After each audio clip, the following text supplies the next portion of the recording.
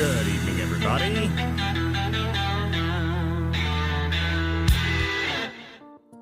Welcome back to the Political Theater, everybody. Thank you guys for joining me this evening. I'm Walter Curt. This is the Political Theater, weeknights at 9. Thank you guys for tuning in tonight. We got a lot to talk about tonight. We got a lot to go over.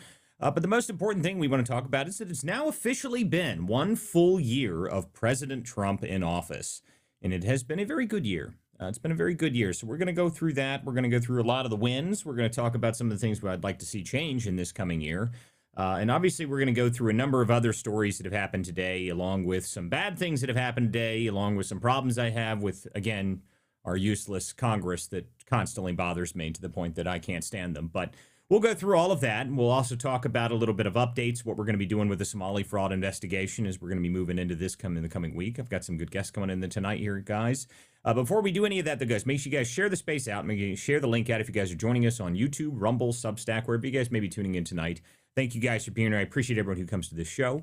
Make sure you guys leave me a comment down below. Make sure you guys put a comment there. Say if you want any feedback, I always read all the comments. I try to read everything I can. If you guys subscribe to us on YouTube, on Substack, or Spotify, or Apple, wherever you guys tune in, please leave me a comment. Tell me what you think about the show. I appreciate everybody who chimes in. I want to know what you guys think about the show. And anybody who wants to comment in the show, you're more than welcome to leave a comment. I do read them throughout the space. But not only that, and I see Geyer Digital has now joined the show. Welcome, Geyer. Good to hear from you, buddy.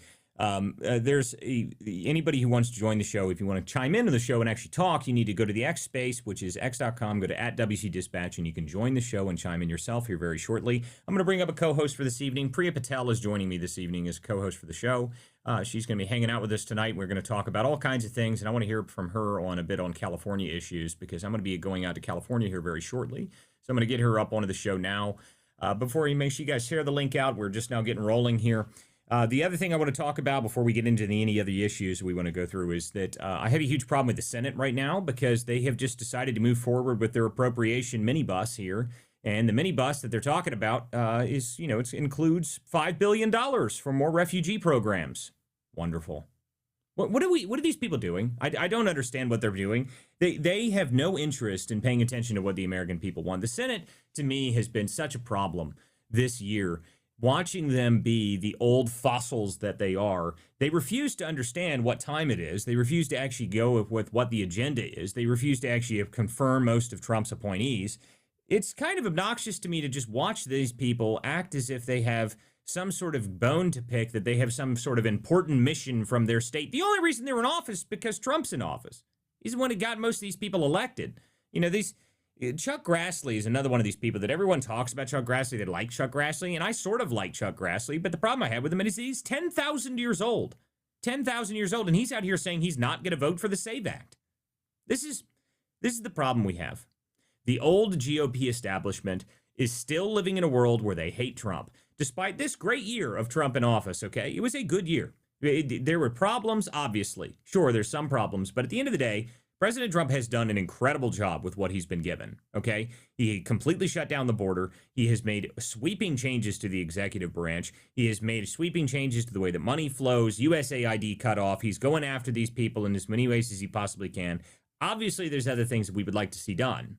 Obviously, there's more that we would like to see done, a lot more. I think there's a ton of things that needs to be fixed, and specifically within the DOJ. Though I will say that the DOJ seems like they're moving pretty heavily on the stuff in Minnesota, which I'm very happy to see. But we'll see. To me, I hear them talk, and they better deliver because, as far as I'm concerned, the talk is cheap at this point. No one cares if you talk because it seems to me that you constantly have problems with this. So if they're not going to actually fix anything and actually go through this and actually do this, then I'm not going to be very impressed. They need to come up with something.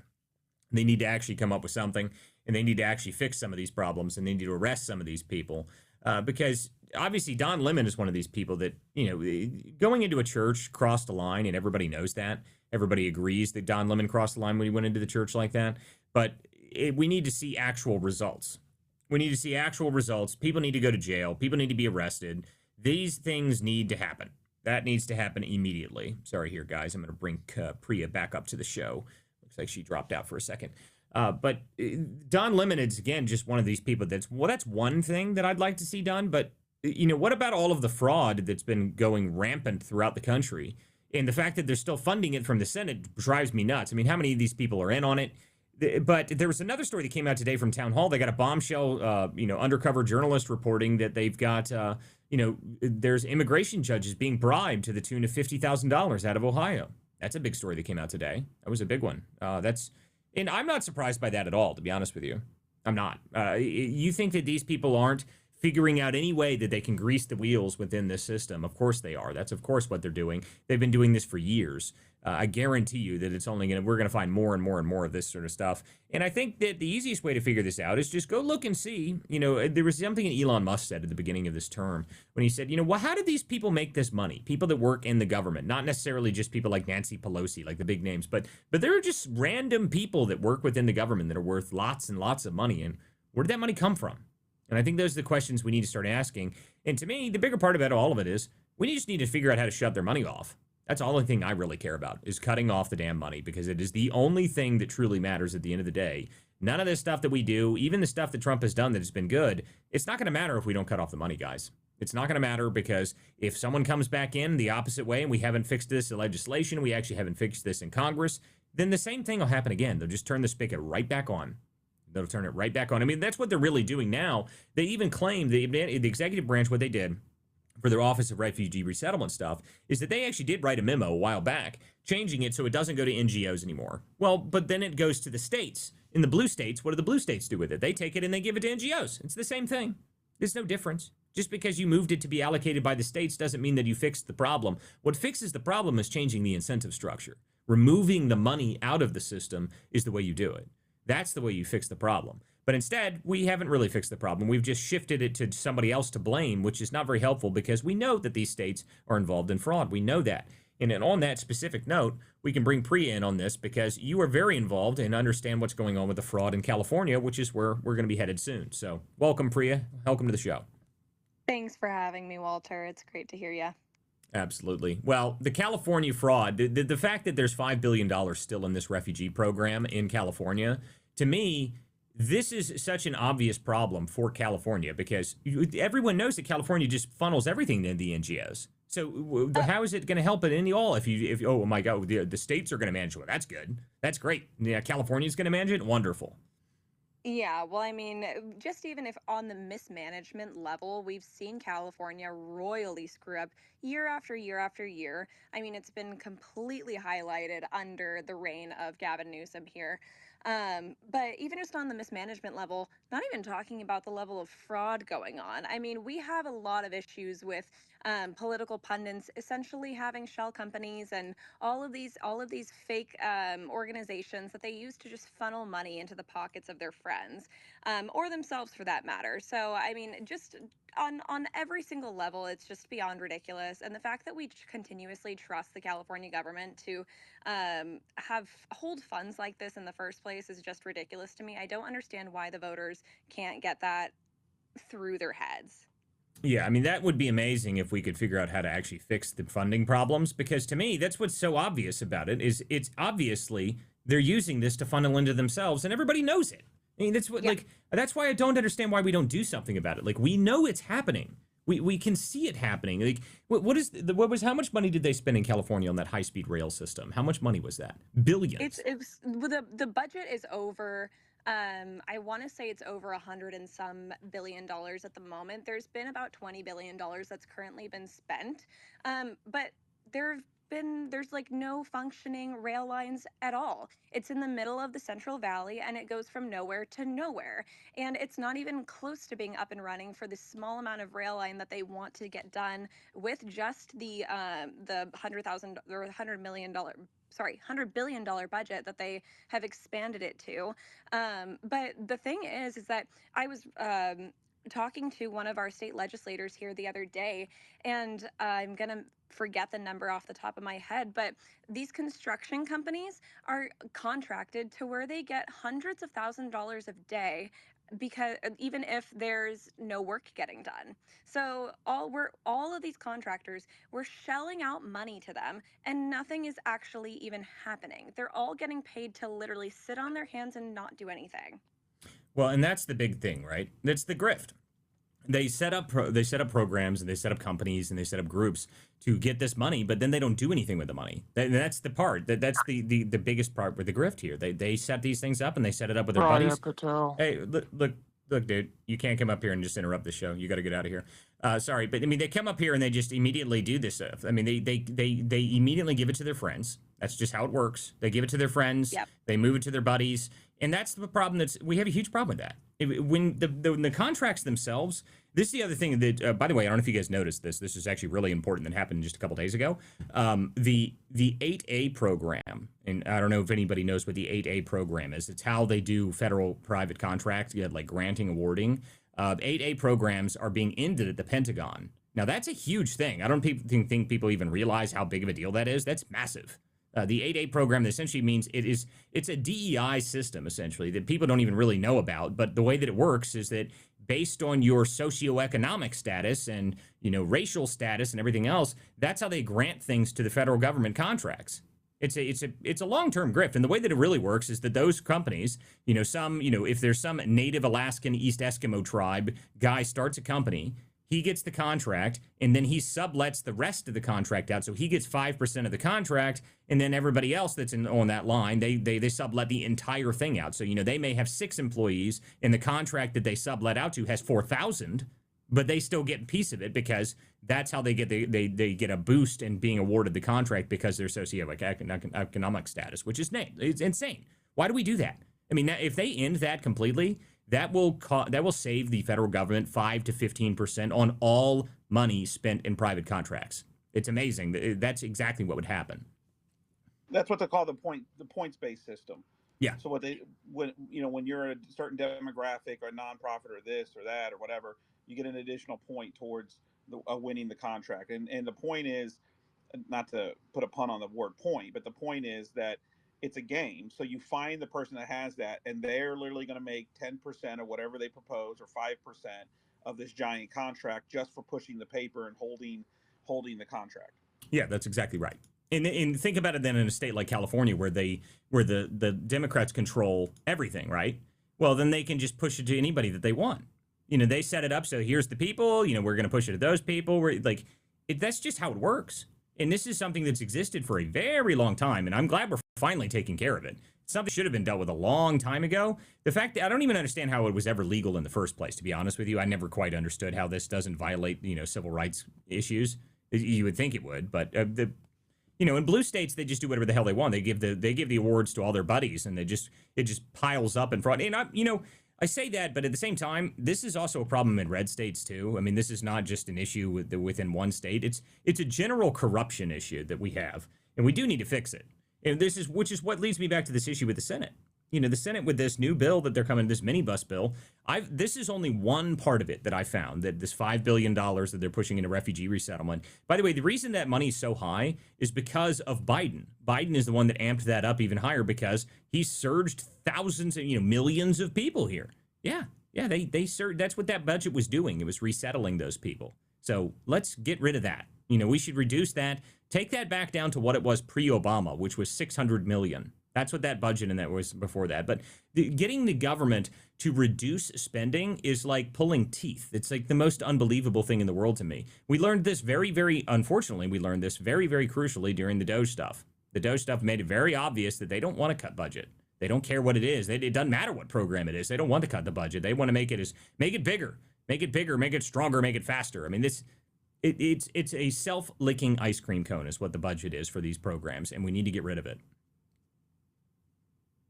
The tragedy of California, though, is going to be the pension fund. It's $1 trillion in deficit. And what's going to eventually come out is that the pension funds were invested into China. And this is not going to be a good thing because for the obvious reasons, right? Like we're in economic and global war with China. And these union folks that have pensions in the government are going to quickly find out that they don't really have a pension anymore because of the misuse and misappropriation by these corrupt politicians. Well, I think California's got other issues. I mean, California right now, Priya can probably talk about this, how they want to do a wealth tax. You want to see Silicon Valley evaporate? Yep. Yep, that's exactly right. I mean, people really don't understand the implications of a wealth tax on the billionaires in the state. Like, you really think the people that are quite literally the last crutch holding up the economy in the state are going to allow you to bully them around and give you more money than they already do? I think not. They are already leaving and they're going to continue to leave. And guess what? All of their businesses and their employees are going to go with them. That's going to be a massive, massive loss of annual revenue for the state of California. I mean, look past the this quote unquote emergency fund that they're going to put together with this wealth tax. That's going to be drained in a heartbeat if you lose billions and billions and billions of dollars in revenue every year when they all leave. Yeah, well, that's the thing, right? California is already kind of having a debt problem. Imagine if you take out all of the most profitable companies in the world, essentially, which is what Silicon Valley, that's what Silicon Valley is. Silicon Valley, and not only that, the thing about Silicon Valley that makes it even worse for them is that Silicon Valley really, it's a startup machine. That's what it is. I mean, it's the entire area is designed to create the next big, Google or Facebook or whatever the hell it is. That's what Silicon Valley does. So if you tax unrealized gains, those people are all gone instantly. They're not going to be there for that. What the hell are you talking? Unrealized gains? They would completely collapse the model.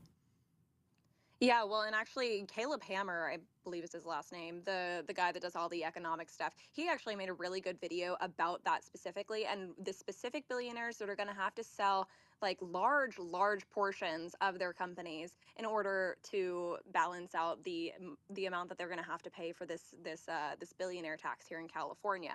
Like, we're not talking 5% of their shares in these companies, we're talking 50% of shares in these companies. Like, this, it would just be beyond ridiculous. And people don't understand that this is going to trickle down to the well, I mean, the middle class, but eventually probably the working class too. I mean, it's going to be, yeah, billionaires today, then it's going to be people with a $500 million network tomorrow, and then it's going to trickle down to the billionaires, and then it's going to be anybody that owns a home in California, because God knows the average home price in California is about $900,000 to $1 million. So, like, it's going to trickle down really quickly when you essentially deplete the budget of California completely. Well, and that's the thing that, homeownership in California is impossible. I actually made a joke a while back that I said the middle class in California is essentially the homeless. That was kind of a joke at the time, but to be honest with you, I mean, what is the middle class? How much is an apartment? I remember a friend of mine, she moved out to California. She was like, oh, I'm going to go move to California for a couple of years. She was, in her early 20s. And I was like, good luck. And, she called me a couple months into that. Her rent was $6,600 a month. I was like, what the hell? How do you, what do you do with that? I mean, how can you possibly afford to live there? It's impossible. No, it really is. It's really difficult, no matter where you're at in the state, to be completely honest with you. I mean, I live in Los Angeles now, but I grew up in smaller towns in Northern California. What do you do with that? Sorry, guys. Go ahead.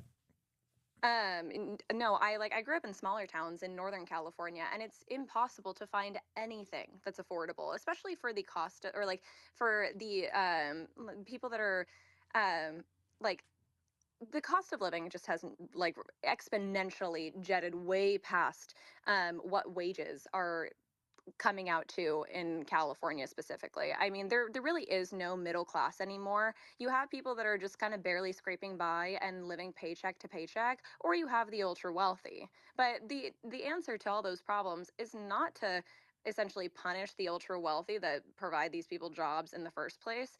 It's to defund the government itself. And the government has a massive spending problem here in California, and on top of that, obviously, a fraud issue, which we've been highlighting.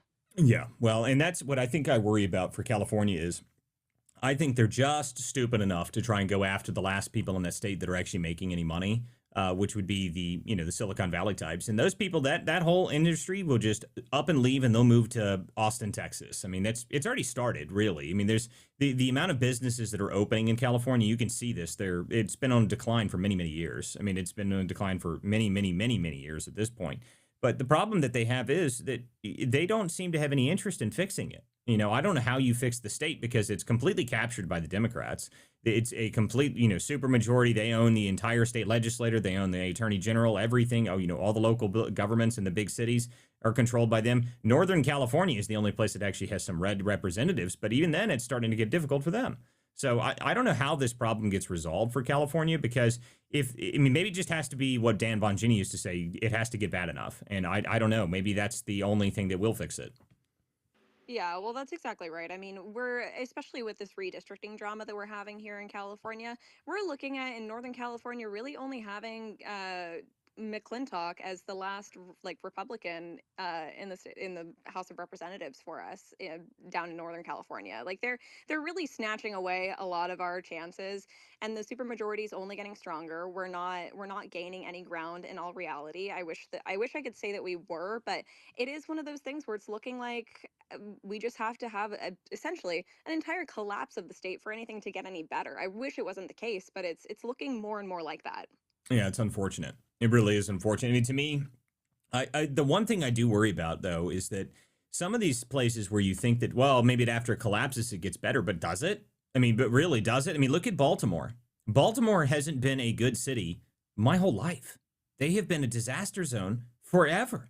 I mean, there's nothing that improves about Baltimore ever. You don't hear any good news about Baltimore. It has just been on the decline for 50 years now. So how do you get out of the capture is, I guess, my thought. And I don't know what the answer to that really is. I think the fraud aspect needs to be addressed, and you got to figure out how to kill the self-licking ice cream cones that prop all this stuff up. I think that's the only real answer.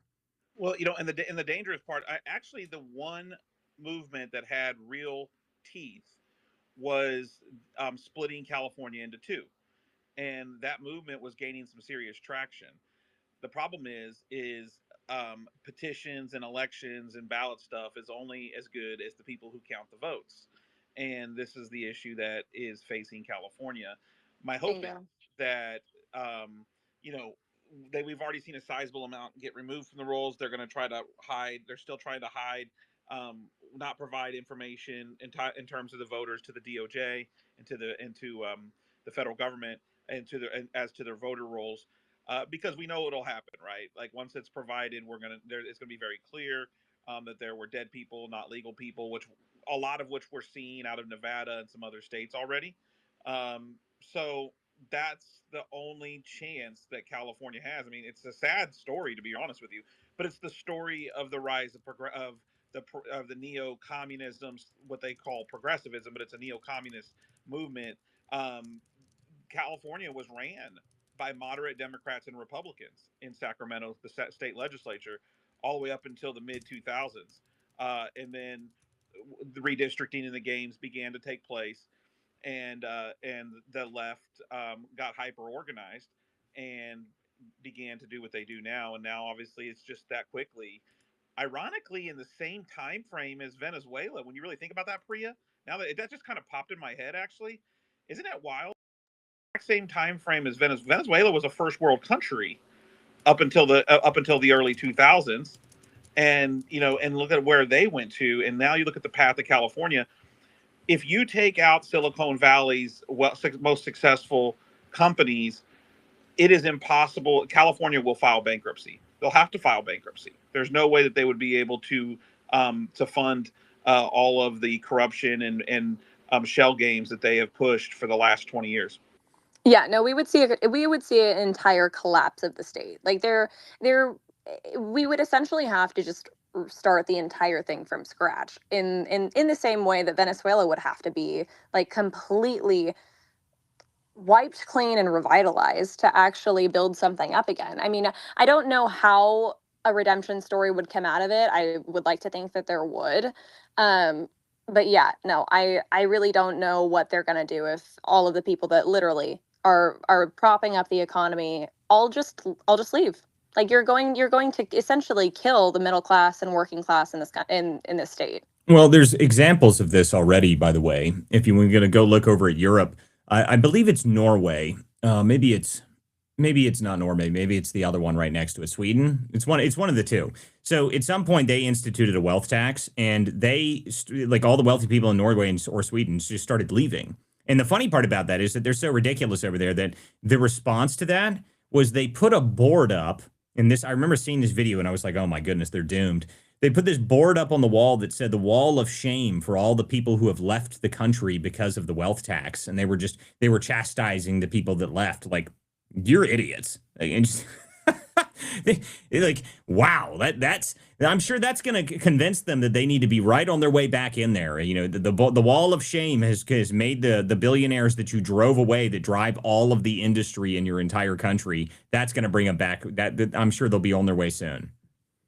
Yeah, right. That makes it super enticing for them to come and prop up the economy and give your citizens jobs and lives and all of these things. Yeah, that's totally going to incentivize them to come back and do things for you when you do nothing for them. Yeah, well, this is the problem with the idiot socialists. The idiot Marxist, communist socialists have no idea how the world actually works. And they just assume if you just tax people that nothing will happen. Well, the problem that they have is that, unfortunately for them, at least in America, we still have free states that exist. And you're not going to, and what are you going to do? It to all 50 of them? You'd have to do it to every single state across the country because what happens right now, and you can see this, by the way, there's a great, someone put an article out on X. It was the U-Haul migration, and they can see the path of U-Hauls are leading directly to red states. I mean, it's something like the top 10, 7 of them have Republican governors in it. And I think the 8th one is Kentucky, which is Bashir, which he's a moderate sort of. But the rest of the states were controlled by the Republicans. So it's not looking good for the blue states. All those people keep leaving and they keep going to red states, which is going to be a problem for them on the census data, which is why we need to fix that too. Yeah, well, and that brings me to my next point. I mean, Gavin Newsom has been here talking about how all of these claims that there's been a mass exodus from California are untrue. We've seen actually a population growth in the last, 4 or 5 years ever since COVID, this, that, and the other. It's like, no, actually, yeah, you might have seen a population growth, but guess what? Illegal immigrants are considered in the census. That's Yep. exactly that's their entire plan. And Christopher brought up the voter fraud here in California. I have been screamed at for the last God knows how many years that there's no voter fraud in the country, let alone in California. Well, guess what? We found out that there was a dog, and I believe it was in San Diego County, that has voted in 2 elections, and guess what? They still received a ballot even after the dog had died. So to tell me that there's no voter fraud in California is absolute horseshit. Oh my goodness, I love it. A friend of mine back in 2020, when the mail-in ballot stuff, he said, "Look, I guarantee this will work." He actually sent me a picture. He sent in a request for a ballot for Joe Blow, and he got it. He got a ballot delivered to his house for Joe Blow. I mean, it was just, this is amazing. The fraud is so apparent to people, and I love that they pretend that it's not happening. It's like, how long do you think they can keep the grift up of saying, "Oh no, there's no fraud whatsoever," and then Oregon cleans 800,000 ballots off their, Portland, Oregon cleans 800,000 people off their voter rolls. Oh, and then Fulton County finds 300,000.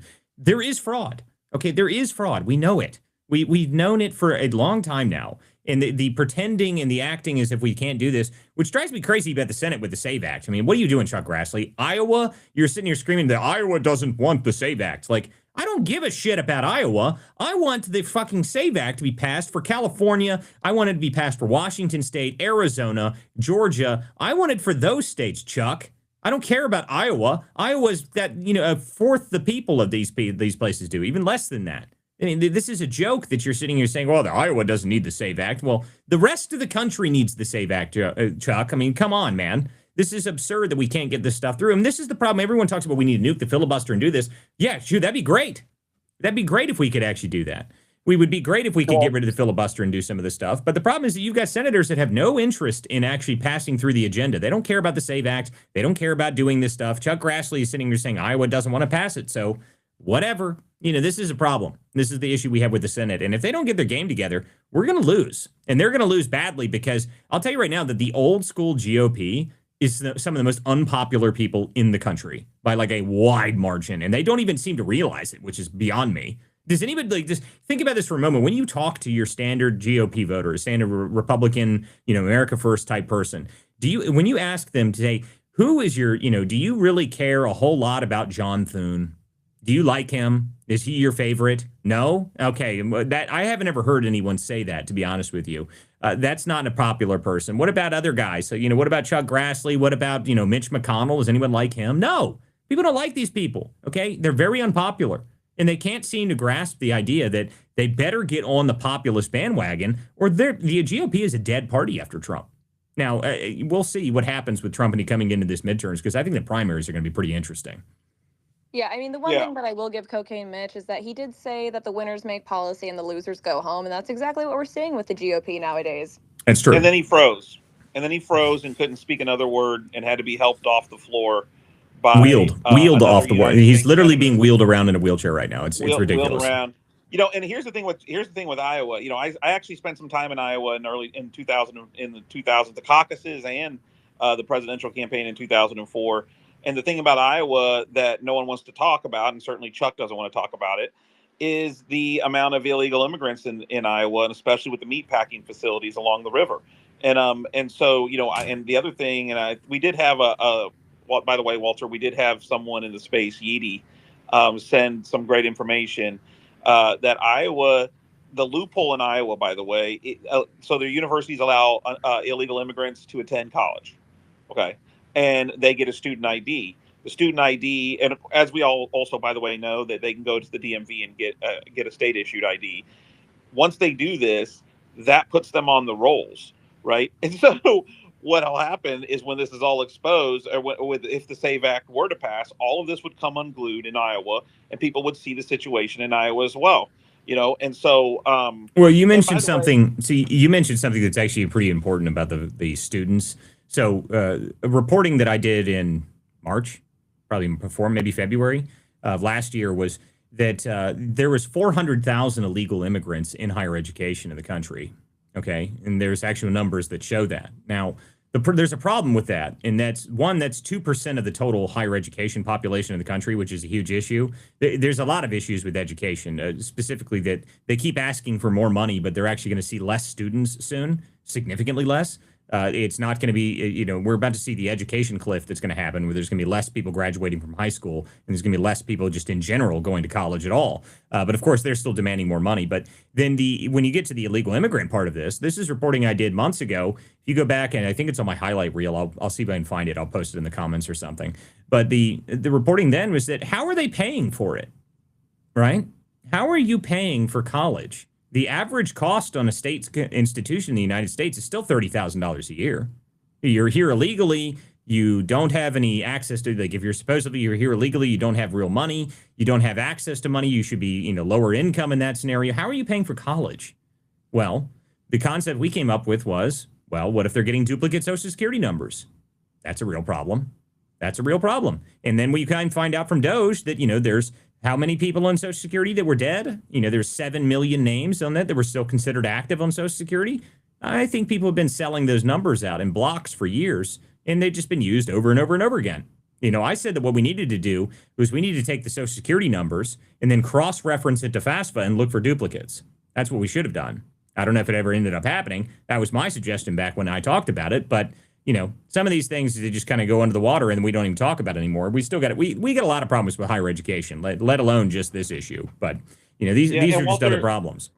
And we saw this break even recently, even on a testimony in front of the Senate. The GOP Senate. We'll just put the GOP Senate worthlessness to the side for a minute.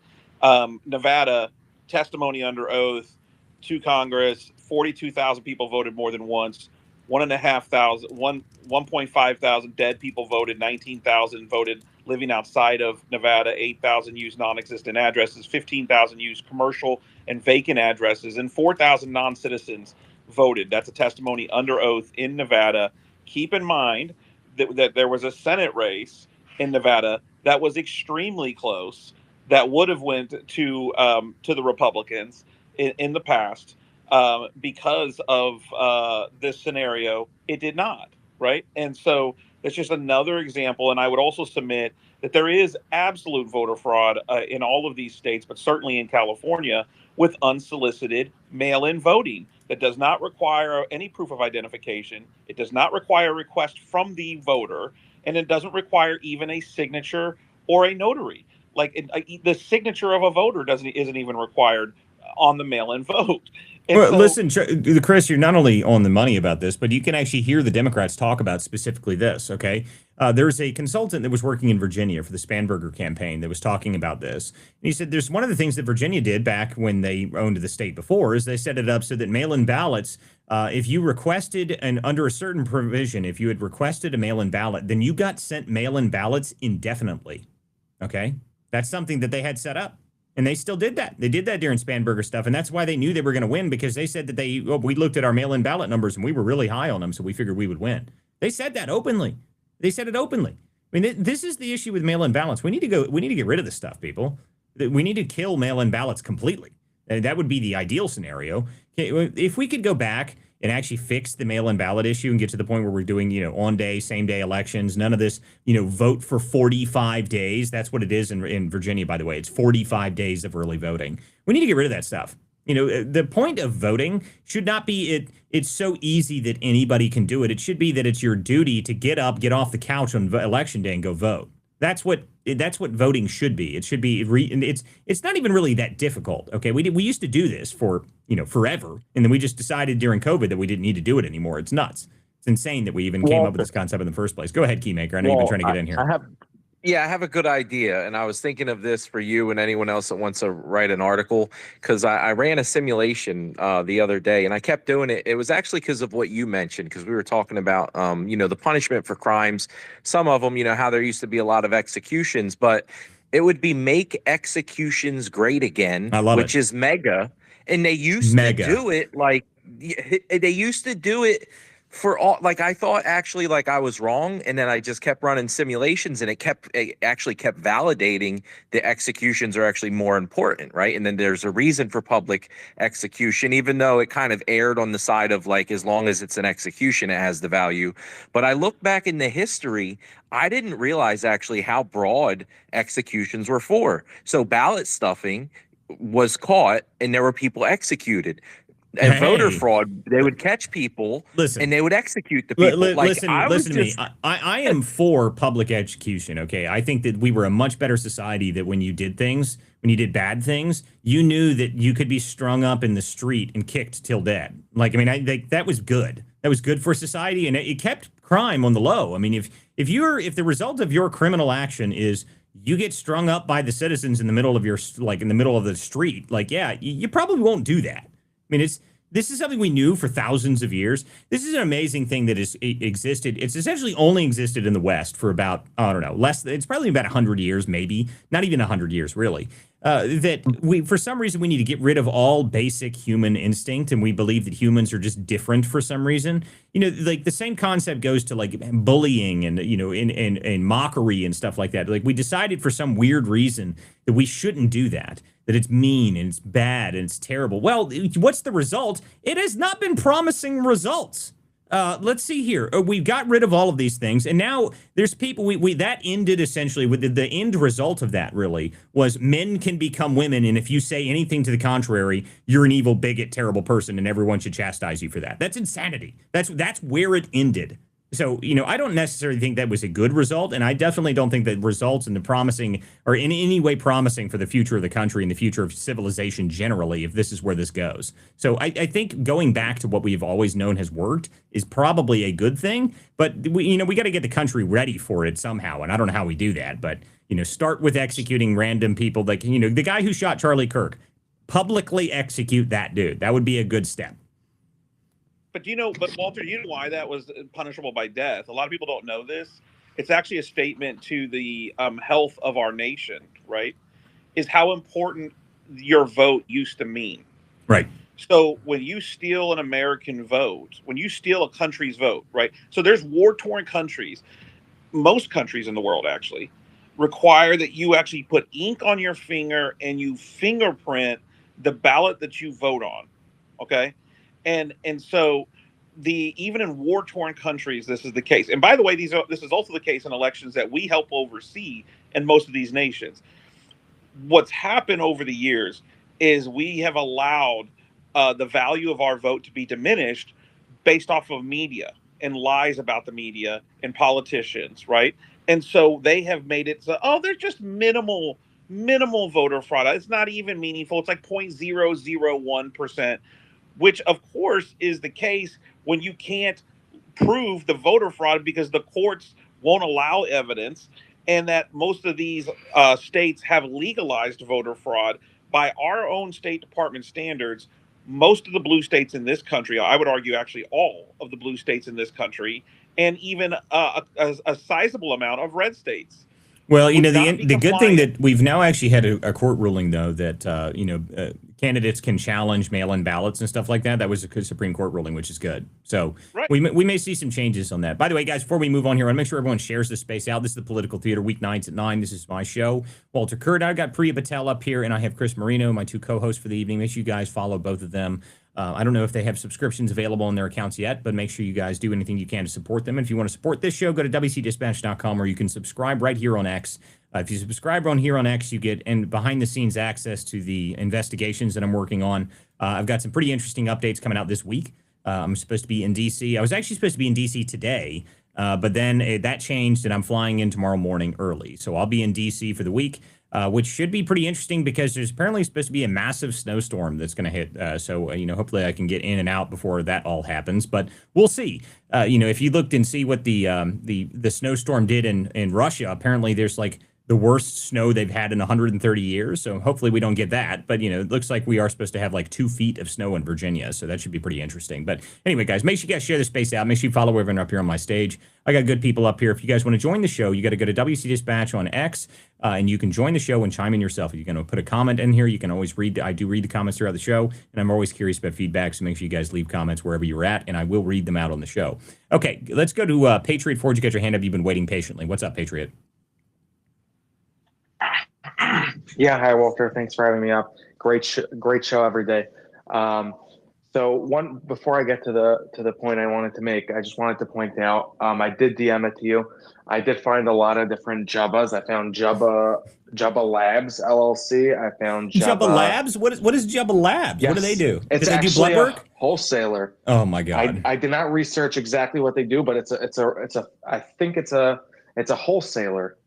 I DM'd it to you. Check your DMs. Jubba Worldwide. I'm telling you, it's a conglomerate, dude. We're being taken over by Jubba. Yeah. It's unbelievable. Gucci, And then there was Gucci Jubba Glass. Fine Foods, Jubba's Palace. Oh Lord. Oh no. That's their black market wholesaler. That's the one that gets all the stuff off the truck by the Somali pirates and puts them out there. That's why you got listen. So when we first tried to figure out what Jubba was, when we found out, like when we saw Jubba Value Center, we were like, what the hell is Jubba? We looked it up, and apparently Jubba is also food in Somalia. And let me explain this to you. What this said, and this should be grounds for deportation just on this alone. But it said that Jubba as a food is rice with spaghetti and select green sauce. That sounds revolting, and you should be deported just for even, envisioning such a horrible thing. I mean, I don't know what that means. Rice and spaghetti in the same time, along with green sauce. I'm not for it. If you serve that, you should be deported immediately. It's served by hand too, Walter. Oh, they God. scoop it right out with hand. I'm sure. They scoop it out with other versions of Jubba. That's what really happens. I mean, there's too much Jubba. Okay, all Jubba. Investigate all Jubba. That's mandatory.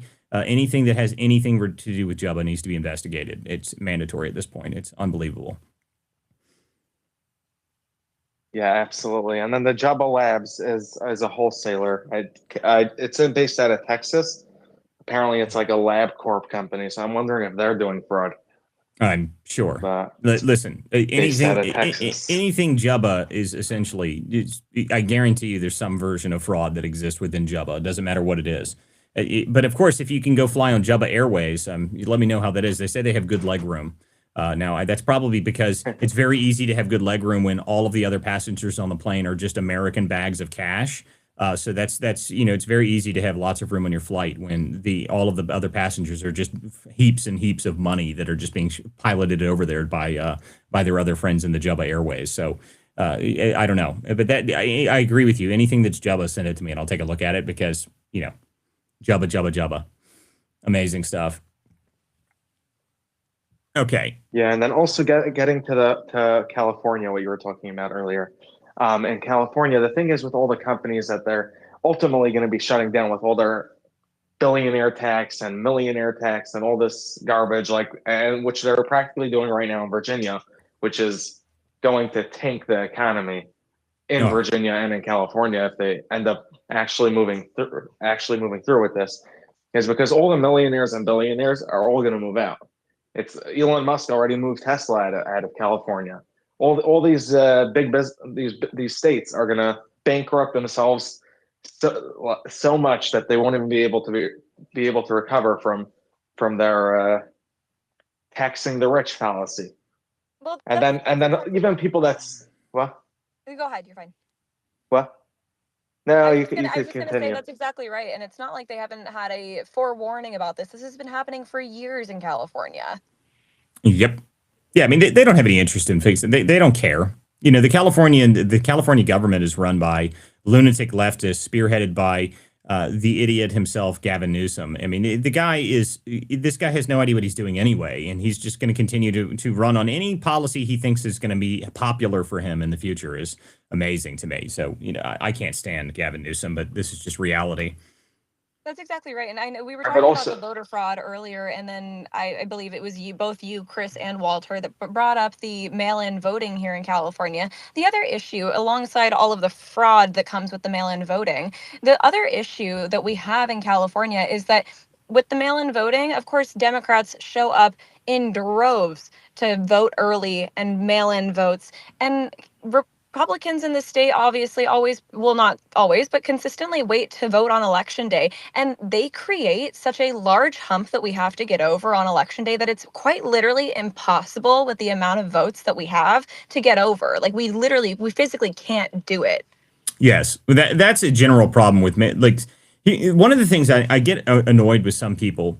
Some people really don't like when Republicans talk about, well, we need to do mail-in voting. We need to do mail-in. We need to do, early voting. We need to do all that. That people get angry about it. They're like, well, no, we don't. We need to do election day only. Like, sure, if you live in the world of fantasy where, we have the same day voting and all of that is, above board, sure, that'd be one way. But the reality is we don't live in that world. We have to play on the same playing field. We have to. Yeah. There's no choice. Yeah. That's exactly right. I mean, I was trying to push out everybody that I could, possibly get in contact with to vote early in this last special election that we had this last year. But it's not possible. We as conservatives can't get over our, we try and conserve what we love, and obviously we want same day voting, but unfortunately that's not the card, that those aren't the cards that we've been dealt. We have to game the system any way that we can, and if we're not going to do that, we're going to lose. That's right. And that's the general problem I have with it is that, if we lived in the world where we could actually rely on same day voting, that'd be one thing, but we don't. We just don't live in that world. And, watching everybody scream about it is amazing. It's amazing. Everyone, oh, we don't like it. We don't like doing this. We don't like doing that. Guys, we have to do something. We have to play on the same playing field as everybody else because the Democrats don't care. Now, but to the other side of this is Trump in this year has had some serious wins, guys. He has done some great things. And today was another one of those great days when he actually announced that he's going to get BlackRock. They're going to go after, large corporate interests buying residential homes. And this is important for California specifically because one of the things that's an issue in these big states, in these blue states, is you can't buy homes. Almost no one can buy a house. I mean, what is it? What is a 2,000 square foot house in California right now, Priya?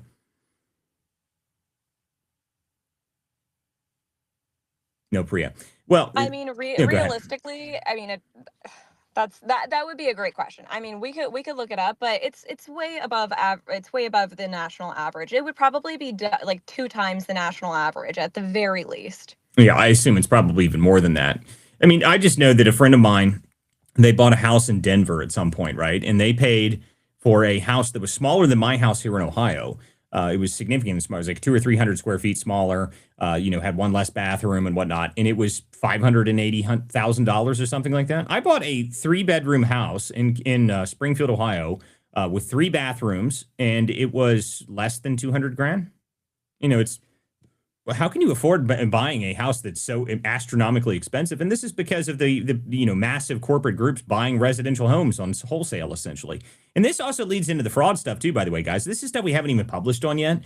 But the fraud stuff, we found that a lot of these fraudsters, what they're doing with some of these assets once they've washed that money is they buy houses with it. And they set up a bunch of conglomerate groups and they start buying residential houses. And most of the places that they buy, by the way, are all low income housing, rundown houses, older houses, stuff like that. They just buy them up and that's cash for them essentially. Because once they have it in that, then it gains the money. They can do all sorts of stuff with it once they have that set up. So that's a huge problem. Once we actually get these groups out of purchasing homes, there's also a while back, they were talking about removing the taxes when you would buy or sell homes or something like that. And that's good, but that should only be done to groups that like it can only be done if it's your residential house. I think it would be the only way we can avoid that tax. You can't allow these corporate groups to get no tax on selling residential houses. That would be insane. But I think the Trump administration's all over that.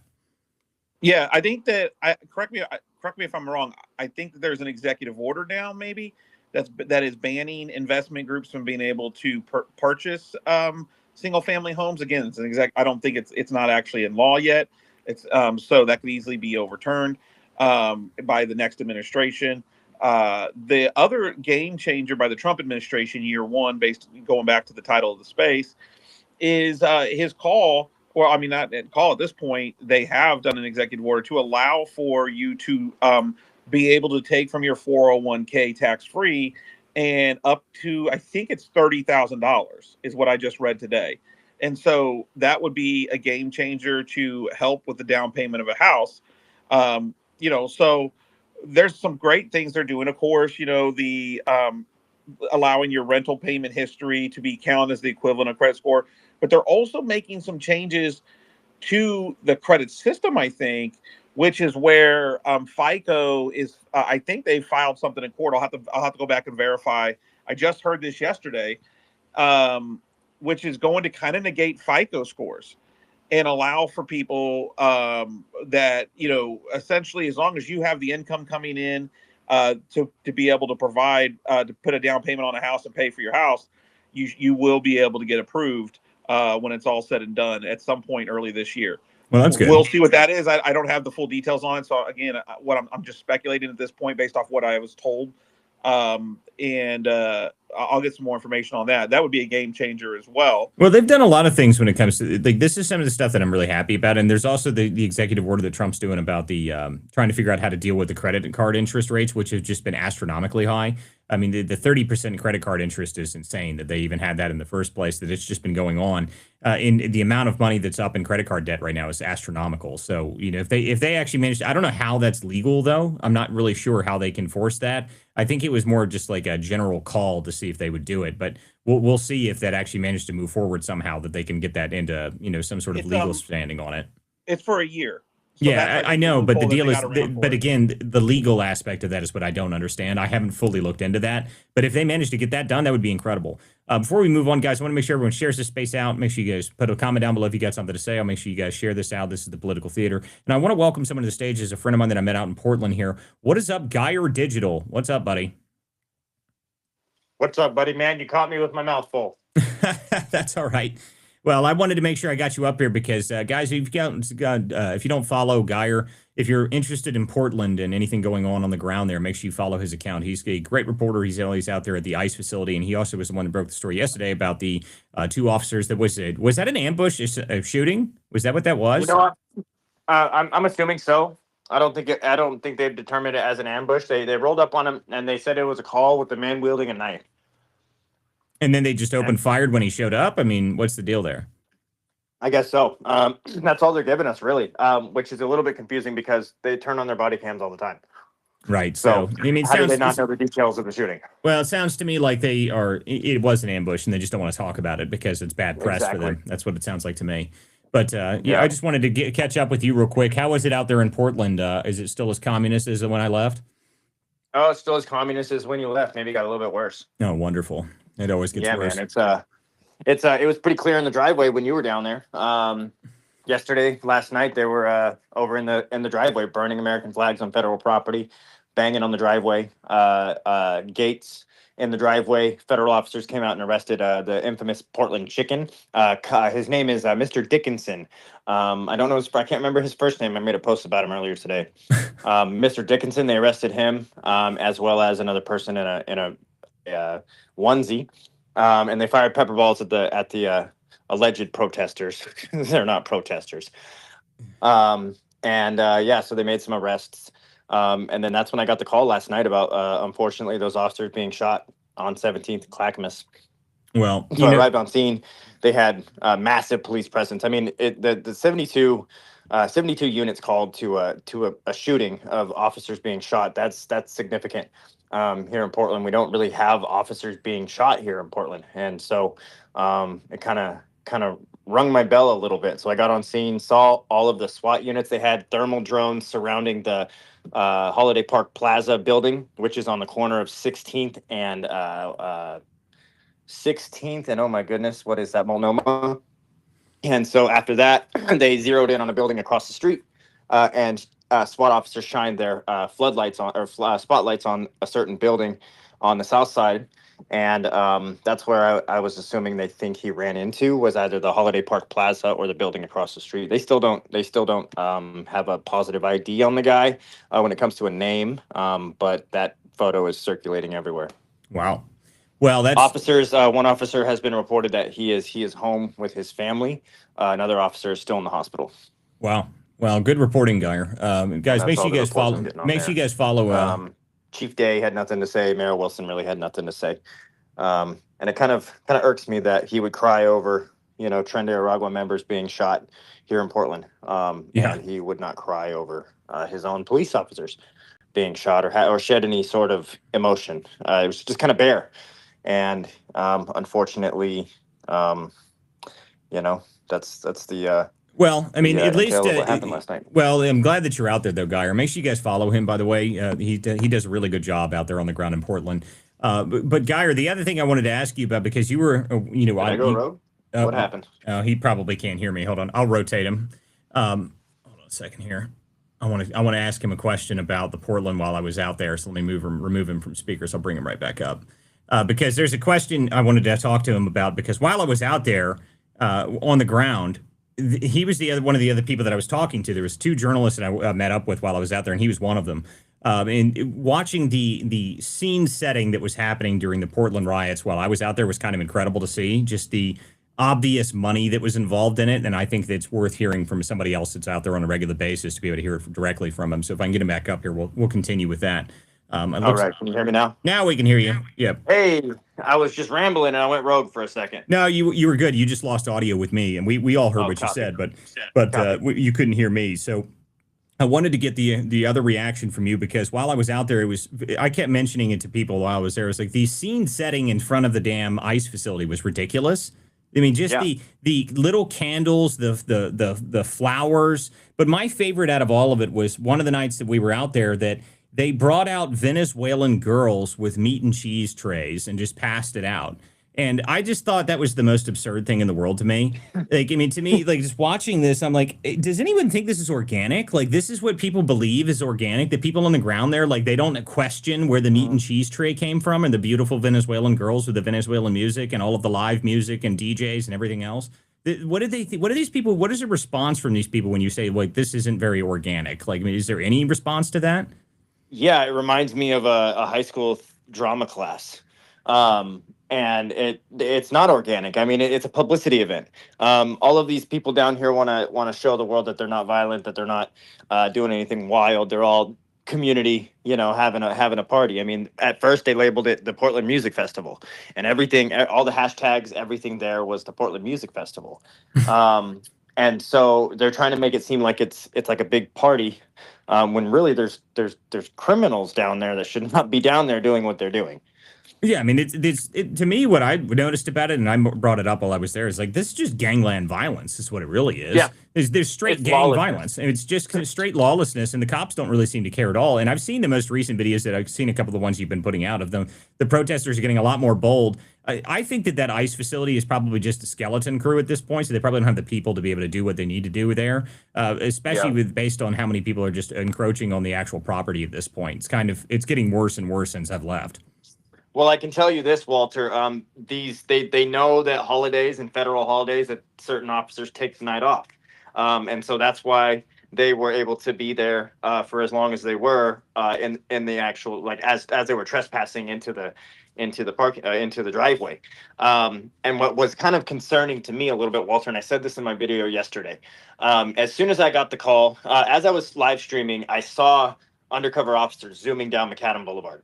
And I was like, that's kind of interesting. I saw like 4 or 5 squad cars. And so then about 3 minutes later, I get a tip saying, hey, get to Southeast Portland. 2 officers were just shot. And then I went on the scanner, the radio, and right after they said all units, 72 units to that location, I saw a black bloc come out of nowhere and make their way over to the corner. So when you got a small police force, Mm-hmm. and they're making their way all units to one certain area, black blocs on the radio, they know that. They know that there's going to be no police presence. They know that Martin Luther King Day, the federal agents have the night off. There's only 10 of them there, maybe. Right. So that's the kind of the question that I had. Yeah, I mean, that's probably what was going on, and I don't know what their intention was, but I mean, that to me, it's very coordinated, and that's what I pointed out when I was there, is that all of the stuff between these people it's insanely coordinated, and they obviously have inside information because I was watching them talk about when they knew agents were supposed to be coming in or out, or when they were supposed to bring people to the facility in or out. I mean, they all know this stuff, so watching Portland was very interesting for me because it was very, very clear that all of this stuff is super coordinated, especially when I heard them talking about how the top people in Rose City were over in Minneapolis, which to me, I don't understand why we don't go after these people for like interstate, it's a criminal organization at that point when they're coordinating across state lines to do this stuff. It's incredible, really. Yeah, what I'm hearing too is it's not even getting in across state lines. It's even getting into the what do you call it? Internet money, cryptocurrency and the meme coins and stuff like that. Well, that I'm not surprised by. I mean, that I'm not surprised by that. But anyway, Geyer, thanks for coming up here, buddy. You're always welcome to come on the show, by the way. This is a weeknight show, so it shows up at 9 p.m. Eastern. I'm not sure what that time is on the West to West Coast. So you're always welcome to come up here. If you've got anything interesting, you're always welcome to join the show. Make sure you guys follow Geyer, guys. He's a great reporter. He does a lot of good work out there in Portland. Thanks for coming on, buddy. God bless you, Walter. Thank you. I don't know if you've covered this or not, but 2 hours ago, Kristi Noem was on Newsmax and said that arrests in Minnesota for the storming of St. Paul Church, the church in St. Paul, City's Church is what it is, the name of the church that was in St. Paul's, Minnesota. Arrests are coming tonight, within hours. Yeah, I saw that actually. I did see that. So that should be interesting, and I hope they actually deliver on that. They need to deliver on that. I would be very happy to see them deliver on that. So we'll see what actually ends up happening because you never know what the result of them saying they're going to do stuff is. I hope that means that there's going to be real action. And if we see Don Lemon in handcuffs, that'll make my night. So, to me, that's great for me. I mean, I hope that happens. That would be beautiful. And I want to welcome James Fishback coming up here to the stage here. James is the one of the people running for governor down there in Florida. James, how are you this evening, sir? I'm doing great, guys. Good evening. Yeah, James, you posted something the other day that I wanted to ask you about. What on earth were you doing taking advice from Christina Prushaw for anything to do with the campaigning? It's so funny. I had followed her for a long time, and I don't know that I took a lot of her advice. I talked to her a couple times a week. She's obviously, well acquainted with Florida politics, but at the end of the day, some people just get the call, and she did, and our campaign is full steam ahead. She said in her long-form 9-paragraph crash-out tweet about me that she is afraid, quote, of James Fishback. Christina Prushaw should be afraid of me and our entire movement. The days of Tallahassee and the deep state in Florida ripping off working families and seniors is over. We will destroy any element of the Republican Party that seeks to destroy us. And if you as a Republican are unwilling to acknowledge the great replacement of our people, if you are willing to issue a press statement about some nightclub that say nothing about the intimidation, harassment, and violence towards Christians in Minneapolis, you do not belong in our party. Let's be very clear. If those Antifa BLM sickos had stormed into a synagogue, they would have triggered DEFCON 2. But because they were Christians, because they went after us, it's okay, and no one has been arrested. I hope it's the case that Don Lemon gets dragged into cuff and is separated from his so-called husband. But honestly, I'm kind of sick and tired of waiting around for the government to stand in. We have to take responsibility, and we have to fight back. Well, I said the same thing about if they had gone into a Muslim, if they had gone into a mosque, it would have been the same result. I mean, it would have been the left would have melted down beyond all belief. But the one thing I will say is that they are looking like they're going to arrest some people for this on FACE Act violation. So we'll see, because they're saying that there could be arrests coming very, very, very shortly. I just hope we see Don Lemon get arrested. That would be incredible. And the only reason I brought up Christina Prushaw is because Christina Prushaw, to me, I saw that like any advice that you were getting from her, this woman is not a great political strategist at all. In fact, I would say that she's quite literally the opposite of that. So, like I was kind of amazed by that. I saw your post talking about her, and I don't even know what the crash out that she's having is. I haven't been paying that much attention, to be honest with you, with what's going on here. But I just saw that. I was like, what on earth are you doing talking to her? I mean, she is not, this is the person that essentially nuked any chances of DeSantis ever having a chance in national politics. She's not a great person for political acumen at all. So I just thought that was pretty interesting that you were talking about it. But in terms of what happens in Minneapolis, we need to see real arrests. That would be fantastic if we see real arrests. It's kind of necessary at this point. There needs to be something done to the point of all these people that are showing up and just randomly going in churches and harassing people, harassing families. Because the next thing that'll happen on this, if we don't deal with it now, the next result that will happen as a result of that will be they will start going into the homes of people in that state. They will start going into their homes, and they will start saying to you, we believe you're working with ICE. And at that point, you're in full lawlessness, complete and total lawlessness. And that's something we can't have. Well, I agree completely. And what I would say is for folks who live in states like Florida or Texas or Alabama, where you have constitutional carry, as Christians, we need to be going to church armed. I'm just going to say the truth. We need to be going to church armed. If they would have pulled that stunt in Florida, the police wouldn't even have got there in time before a couple shots went off from fellow parishioners, because we do not tolerate that kind of violence and intimidation here in our state. And so at the end of the day, I think it's the responsibility of us to protect ourselves and to defend ourselves. And as much as I'd love to see people prosecuted under the FACE Act, in the meantime, in between time, we can't wait for the DC government to come save us. We need to save ourselves. And to all of the Christians, so many of whom are on this space tonight, when you go to church this Sunday, join me in carrying and being lawful in securing and defending your churches, your congregations against, and look, we're not immune from it in Florida. We got BLM and Antifa here. We've got America Last Sickos here. You need to be prepared to defend yourself against these people, because make no mistake, they will kill us and they will cheer in the streets over our dead bodies. Well, that's absolutely true. And I agree with being armed going to church. I am armed every day. I don't leave my home without my firearm. Unfortunately, I live in a red state where it is constitutional carry, and I carry to church every single time I go. So, I agree with you entirely. In fact,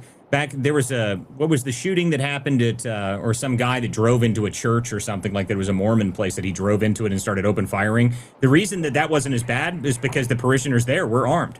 The people that were there were armed. So that's how that actually stopped, is that the people actually took him down. So that is necessary for everyone to be armed. And I recommend everyone carry everywhere all the time. If you live in a communist state, I feel bad for you. Move. That was my suggestion, is move. Get out of the communist states. The communist states are not places for you to live. But anyway, it's James. It's always good to hear from you. Thank you for coming up here. And I was curious just about the Christina Pushaw part and anything else you would like to say. Well, I just want to say that I'm grateful for everyone who's a part of our movement. Look, there's a real debate happening in the Republican Party right now. Some call it a civil war, but honestly, let's just call it a debate. I think there's a debate between MAGA and America First. I think everyone knows where I stand on that particular equation. But I think the larger debate is one between economic nationalism and economic corporatism. Look, if you think that America is a nation state, if you believe that we have an identity, we have a heritage, and we should respect that identity and heritage, then I think we are on the same team. But if you view our country as the next Dubai or Singapore, as a free trade zone, as an economic area, as opposed to a nation with a distinct Christian identity and heritage, then I just don't know how you can be a part of the Republican movement going forward. I think for far too long, the country club Republicans, the open border Republicans who wanted to exploit cheap foreign labor, whether it was illegals or H-1Bs, their days are numbered. And I think the future of our party is going to look like real economic nationalists who will stand up to the Great Replacement, who will not apologize for defending our soil, and will ultimately say we are not going to let our blood be poisoned by endless immigration, whether it's illegal or legal. We've been sold this lie for far too long that immigration is good so long as you follow the rules and wait your turn. No. Why should you be allowed to wait your turn to replace us? Why should you be allowed to follow the rules and then break those rules by robbing us of our birthright? And so I'm running for Florida governor in my race for the very simple reason that I believe that Florida is a sovereign state. I believe in states' rights, and I believe that every single Floridian is entitled to the American birthright. Haitian immigrants who got here 3 weeks ago and refused to speak our language are not entitled to it. H-1Bs from India who will take jobs away from recent college grads are not entitled to it. The people who are entitled to it are the people who love our country, who pledge allegiance to one nation, just one. Those are the people who I believe that we need to be fighting for. And that's what I'm doing here in Florida. And we'll see what happens. But we got 7 months ahead. And I just finished up 5 events back to back over the last 4 days. And we'll keep pounding the pavement here. And I think, 2026 will be an interesting midterm election. But I think the races to watch are actually at the state level. And perhaps there's no better race to proxy where the Republican Party is headed in 28 than 2026. You've got Congressman Byron Donalds, who really represents the America Last Republican establishment. And I'd like to think our campaign that represents the America First, Florida First movement. And so, if anything, I think this race will be a proxy for where the national conversation will go in 2028. Well, James, you're running for governor in the state of Florida. There's 3 people that are on the ballot, maybe more, but the front 2 runners, obviously, based on your own posts, have several $1 million in their pocket. You have $950 in your campaign account based on your post. Obviously, you could potentially have more. I'm just going off of what you posted. I haven't looked at the campaign finance documents. Do you have like some large donors that are going to be putting you in a position to even have a shot, or what's your plan to overcome that? Well, I just want to correct the record, Christopher, about the $950. That is not accurate. My girlfriend and I, we went to Burger King and we split a Whopper, so now we're down to $943. So we're actually down a little bit there. I kid. We've raised hundreds of thousands of dollars in just the last 2 weeks alone. Those campaign numbers were not accurate, and they were just a couple weeks away from the deadline for when we had launched. But I'm proud of the work that our campaign has done. We are already second in the polls. Clearly, Byron Donalds has had a 9-month head start. But the most important thing right here, right now, is for us to keep pounding the pavement. My opponents want to run around and go on Fox News and serve up GOP establishment talking points. We're done with that. I think Floridians are hungry for a candidate who's going to show up in their towns like I was just now in Bushnell and Sumter County, a town of just 3,000 people. I have said that no town, no county is too big or too small for me to visit and to take questions directly from voters. That's what I did for the last 3 hours. As many of you know, I sat for over an hour with Tucker 2 weeks ago, and I'll be with PBD tomorrow on the PBD podcast down in Fort Lauderdale, where I'm headed right now. And so, honestly, $950, we're down a little bit on that, but I'm confident where we're going to be over the next 7 months. So just for clarification, then, so basically that was what was from your initial report, because obviously, for people who are watching who don't know campaign finance, there's quarterly filings. You're raising money. You're out there marching around. You're going to be on PBD tomorrow. I'm on PBD tomorrow, and I think so. To be completely fair, I mean the 950 thing is a joke. It was not 950. I don't know why that was reported, but I can tell you I spoke with our campaign manager earlier this morning, and we're just days away from hitting our $250,000 goal.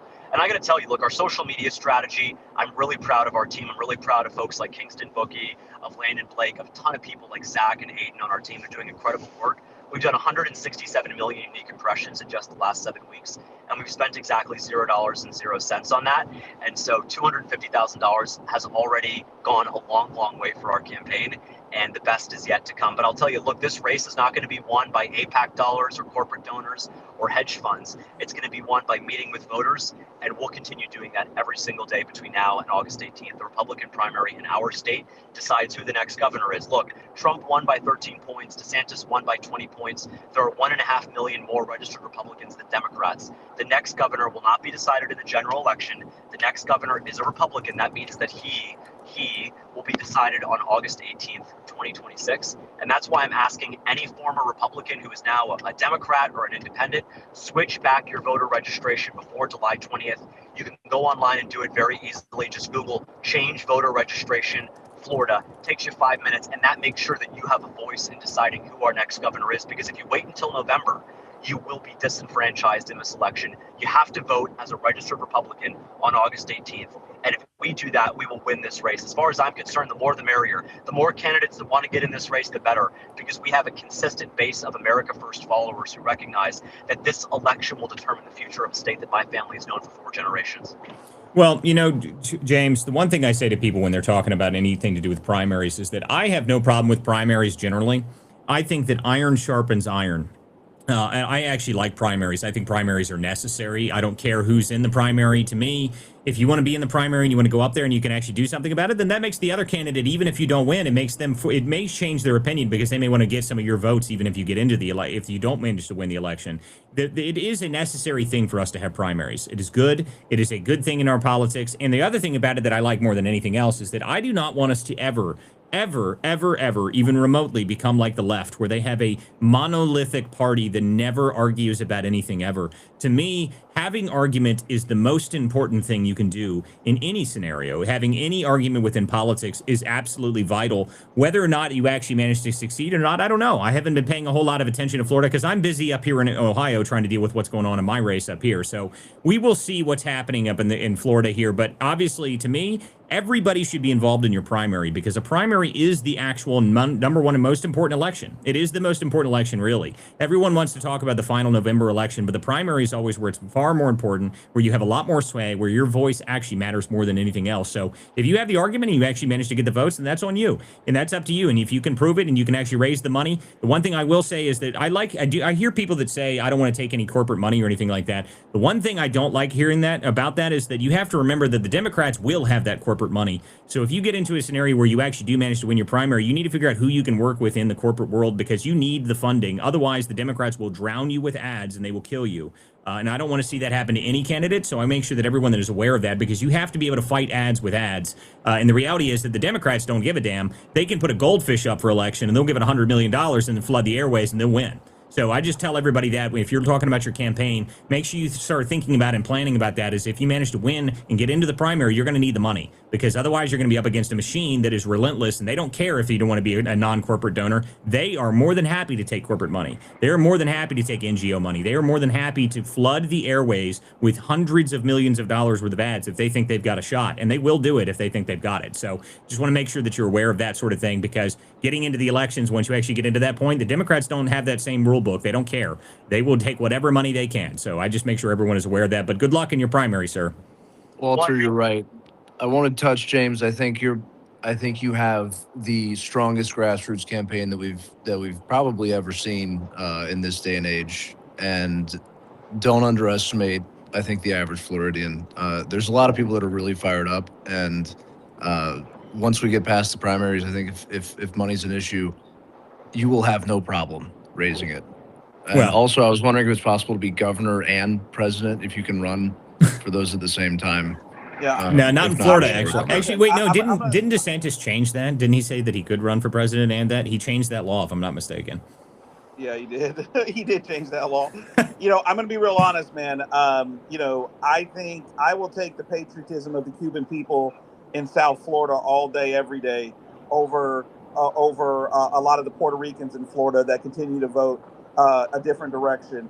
So, I'm just going to simply put that. I mean, that's a patriotic people down there.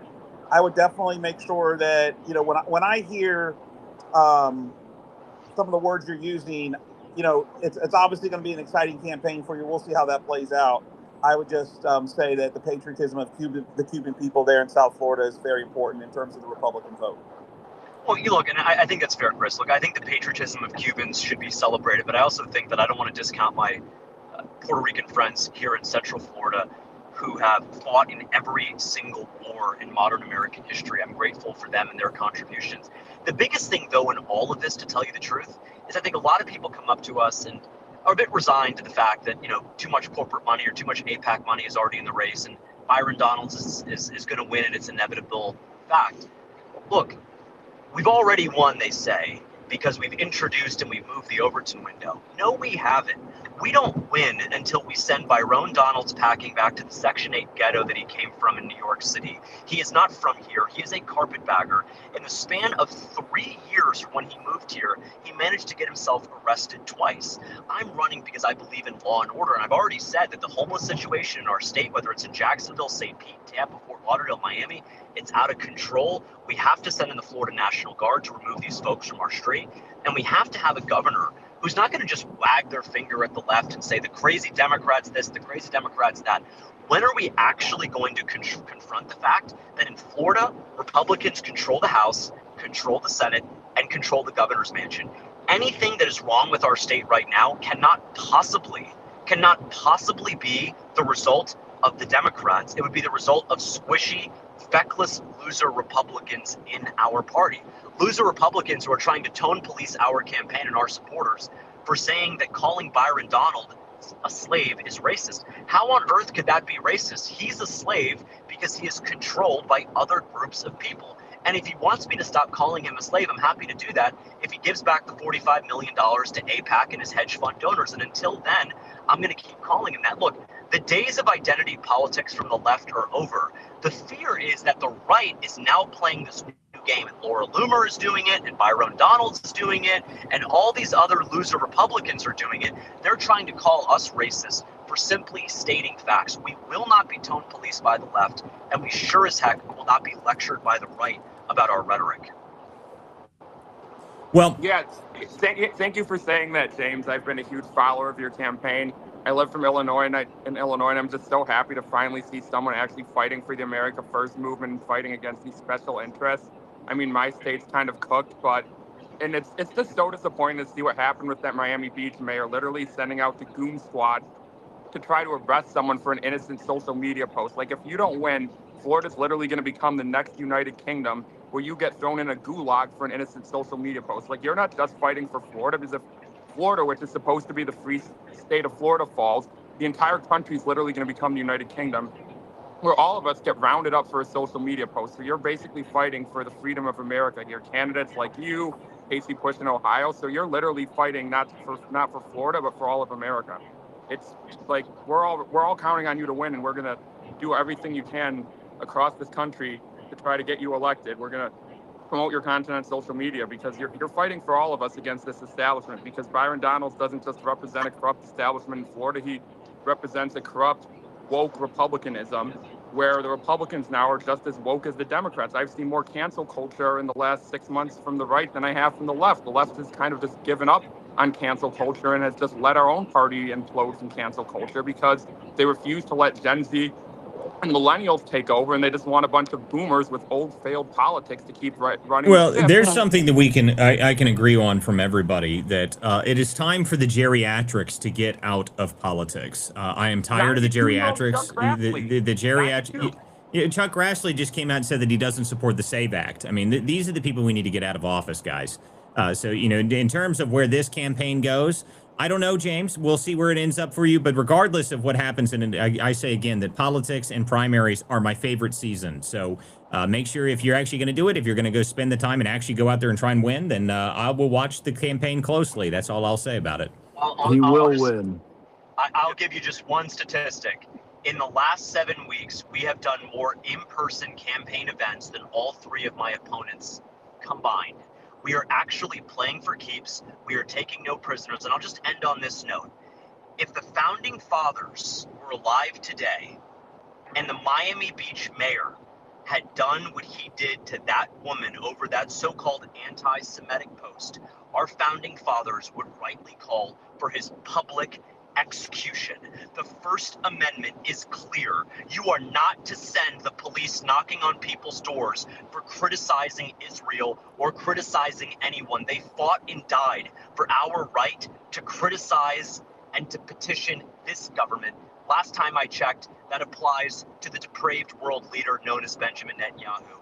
And so enough with the games. I'm proud. By the way, I called that woman yesterday. I had a nice conversation with her. She's been living in Miami Beach for 15 years. She was in the National Guard from 93 to 99. She's a Democrat. I'm a Republican. But she and I think all of us agree that it doesn't matter where you stand on any particular issue. We as Americans have to protect free speech, because if we don't have that, we quite literally do not have a country. We might as well have Keir Starmer running us around, might as well turn over to the European Union if we allow people like the Miami Beach mayor. And I'll tell you right now, I'm calling on Ron DeSantis to immediately use his powers vested in Article 4, Section 7A of the Florida Constitution to suspend and remove that mayor from office. He is clearly clearly in dereliction of his duty and an abuse of power to use the police, to use armed sworn officers to do Israel's bidding. Our founding fathers would have executed that man, and that is the truth. James, is that mayor Yeah, Jewish? let me ask you. Wait, one second, real quick here. AB, you had your hand up. Go ahead. Yeah, just and I agree. It's always inappropriate. Not about the execution. That's obviously ridiculously hyperbolic. But I agree. It's always inappropriate, no matter what a person's opinion is, no matter how popular or unpopular it is in America. It's inappropriate and wrong to send a police officer. Thankfully, nothing horrible happened to her. She wasn't arrested or anything. But there's no reason to even send anyone to her house. So I completely agree with that. And no one should do it in any part of America for any reason, no matter how dumb or smart or anywhere in between a person's comment is or question or anything else. Now, but don't you think possibly, James, you're running to take over from, I think most Republicans, most conservatives would agree, America's best governor, a man who's had sterling 7 years in office and now is trying to end off his term by getting a constitutional amendment on the ballot to abolish, property taxes for the primary residents, which is a phenomenal idea, and hopefully will get on the ballot and hopefully will pass. This is a man who, has had a military history. Sterling has a personally a sterling reputation as a human being. Monogamous to his wife, young children. Was an accomplished congressman and took Florida from being a swing state with President Trump's help, undoubtedly, from being a swing state to being, one of the staunchest Republican states in the country. Meanwhile, you're going around and sort of trying to bring us back to sort of John Birch area. You lie about your resume. You said you were head of macro for a hedge fund. You weren't. You were a junior analyst. You were accused credibly of grooming someone in your own debate club while you were 26 and she was 16. So you currently have. Let me finish my comment and then you can respond. Let me finish my comment. Let me take them one by one. Well, let me take them one by one. You can take them all, but let me finish my comment, please. Let me finish my comment, right? You're also AB, let him address. Yeah, let him address. You just kind of laid him out there, so you got to let him address those issues. So go ahead, James. Go ahead. Okay. Go ahead. So first off, I agree with everything you said about Governor DeSantis. I think he is clearly the best governor in the country and probably the greatest governor in Florida history. But I'm going to be very clear with you right off. How are you a worthy successor to him? Exactly. Okay. First off, let me just say something very clearly. When I said that our founding fathers would have executed the mayor of Miami Beach, I was not being hyperbolic. So this is what I'm talking about. I'm sick and tired of you loser Republicans trying to tone police me. Thomas Jefferson would have executed the mayor of Miami Beach for what he did last week. And second off, I'm not going to have you come here and tell me all the things that the fake news media. Are you the New York Times? Are you the CNN? Because you're parroting their talking points. When someone makes false allegations against me years ago, takes them to court, and I am fully exonerated, you no longer have a right to use those accusations, let alone to call them credible. You were not fully exonerated, and the school board cut ties with you, and you were also not fully exonerated in your financial. Okay, listen. You were also not fully guys, exonerated in terms of the court dealings with your former employer, which has a judgment against you. The U.S. Marshals are currently looking for you. Are they looking for me? They have my. They can come pick me up right now. You have a mess of a personal life. You have a mess of a professional life. Okay. You said were you head of macro for your former hedge fund? Hold on here, guys. We're gonna make sure that this is entertaining, to say the very least. But guys, you're gonna lose by 40 or 50 points. I guarantee it right now. AB, get this guy out of here. AB, this is wild. So hold on a minute here. We need to have a response to the actual accusations here. Loser Republicans. You are the loser Republican. Oh my God, AB, let him respond. AB, you got to let him respond to the comments. You can't just continuously cut him off. All right. You said a bunch of shit. And you got to let him respond to the stuff that you said. So go ahead, James. I just heard that AB, credible accusation. Somebody said he's gay. Anyway, continue, James. So, look, if anyone wants to talk about experience, let me be very clear. And I'll just admit this. Maybe it's not in my best interest, but let me just admit this right here. And let the media print it if they want. I do not have any political experience. I'm the only candidate who did not go to Congress for 5 years like Byron Donalds did and make $1.4 million trading stocks. I'm not like Jay Collins. I didn't pass a pesticide immunity bill. I am not Paul Renner. I did not pass a red flag law to strip the constitutional Second Amendment rights for young men in our state. So you're right. I don't have any political experience, AB.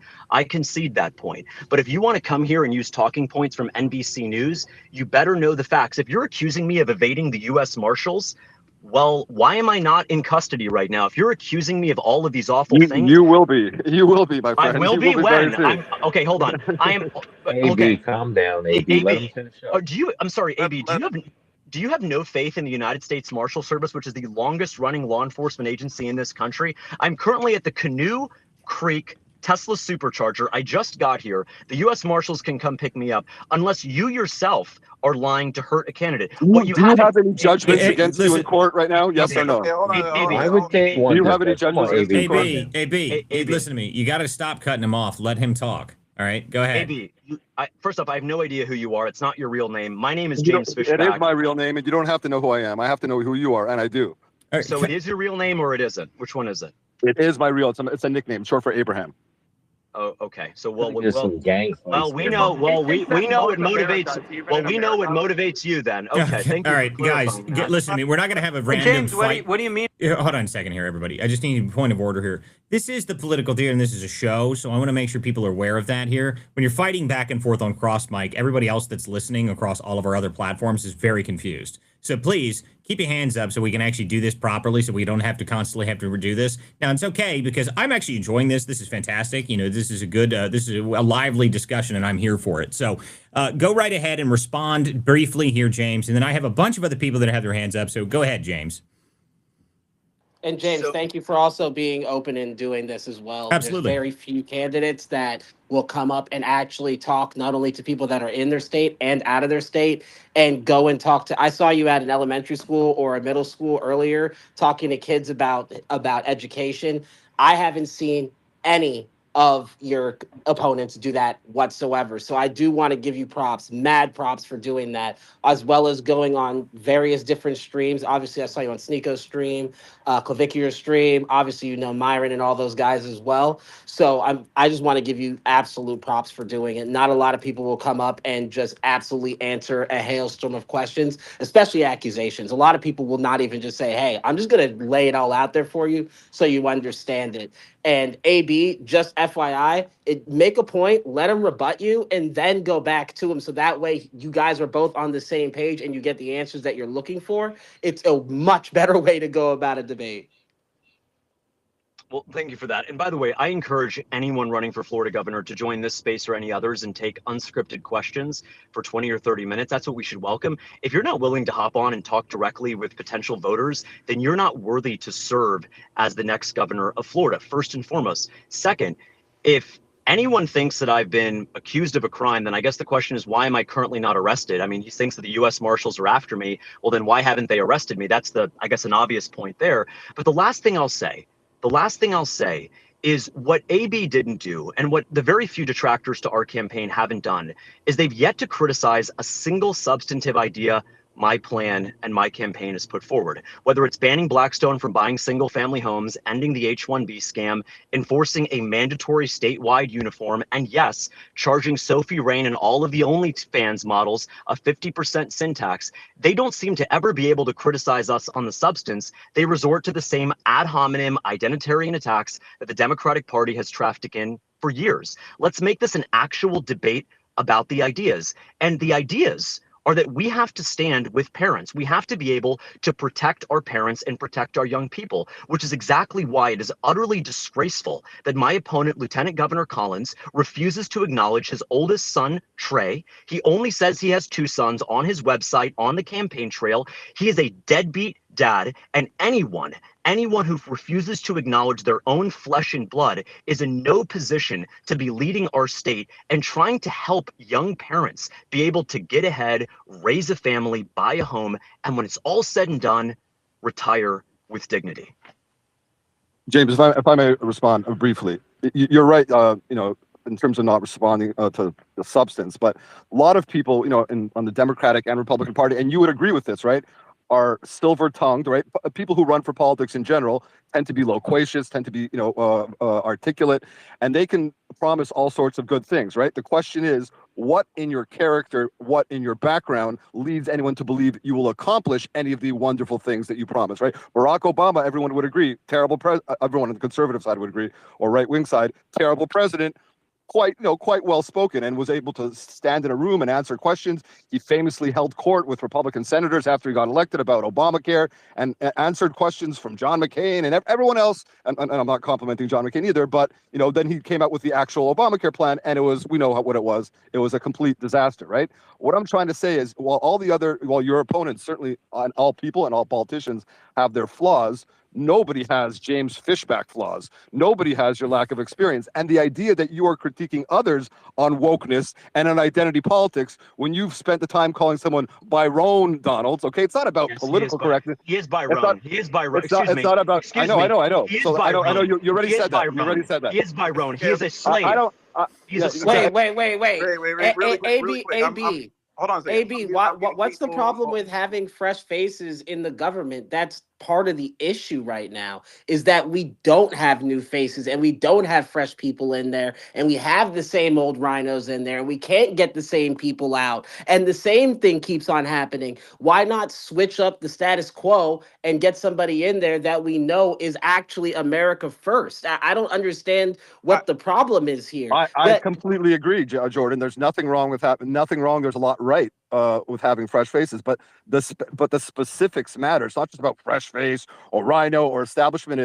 Is number one, are the plans good, and 1A, or equally important is, I haven't heard, but that's the thing, AB Sampson. I haven't heard one bad thing that James is running on. Everybody in this entire world has had flaws.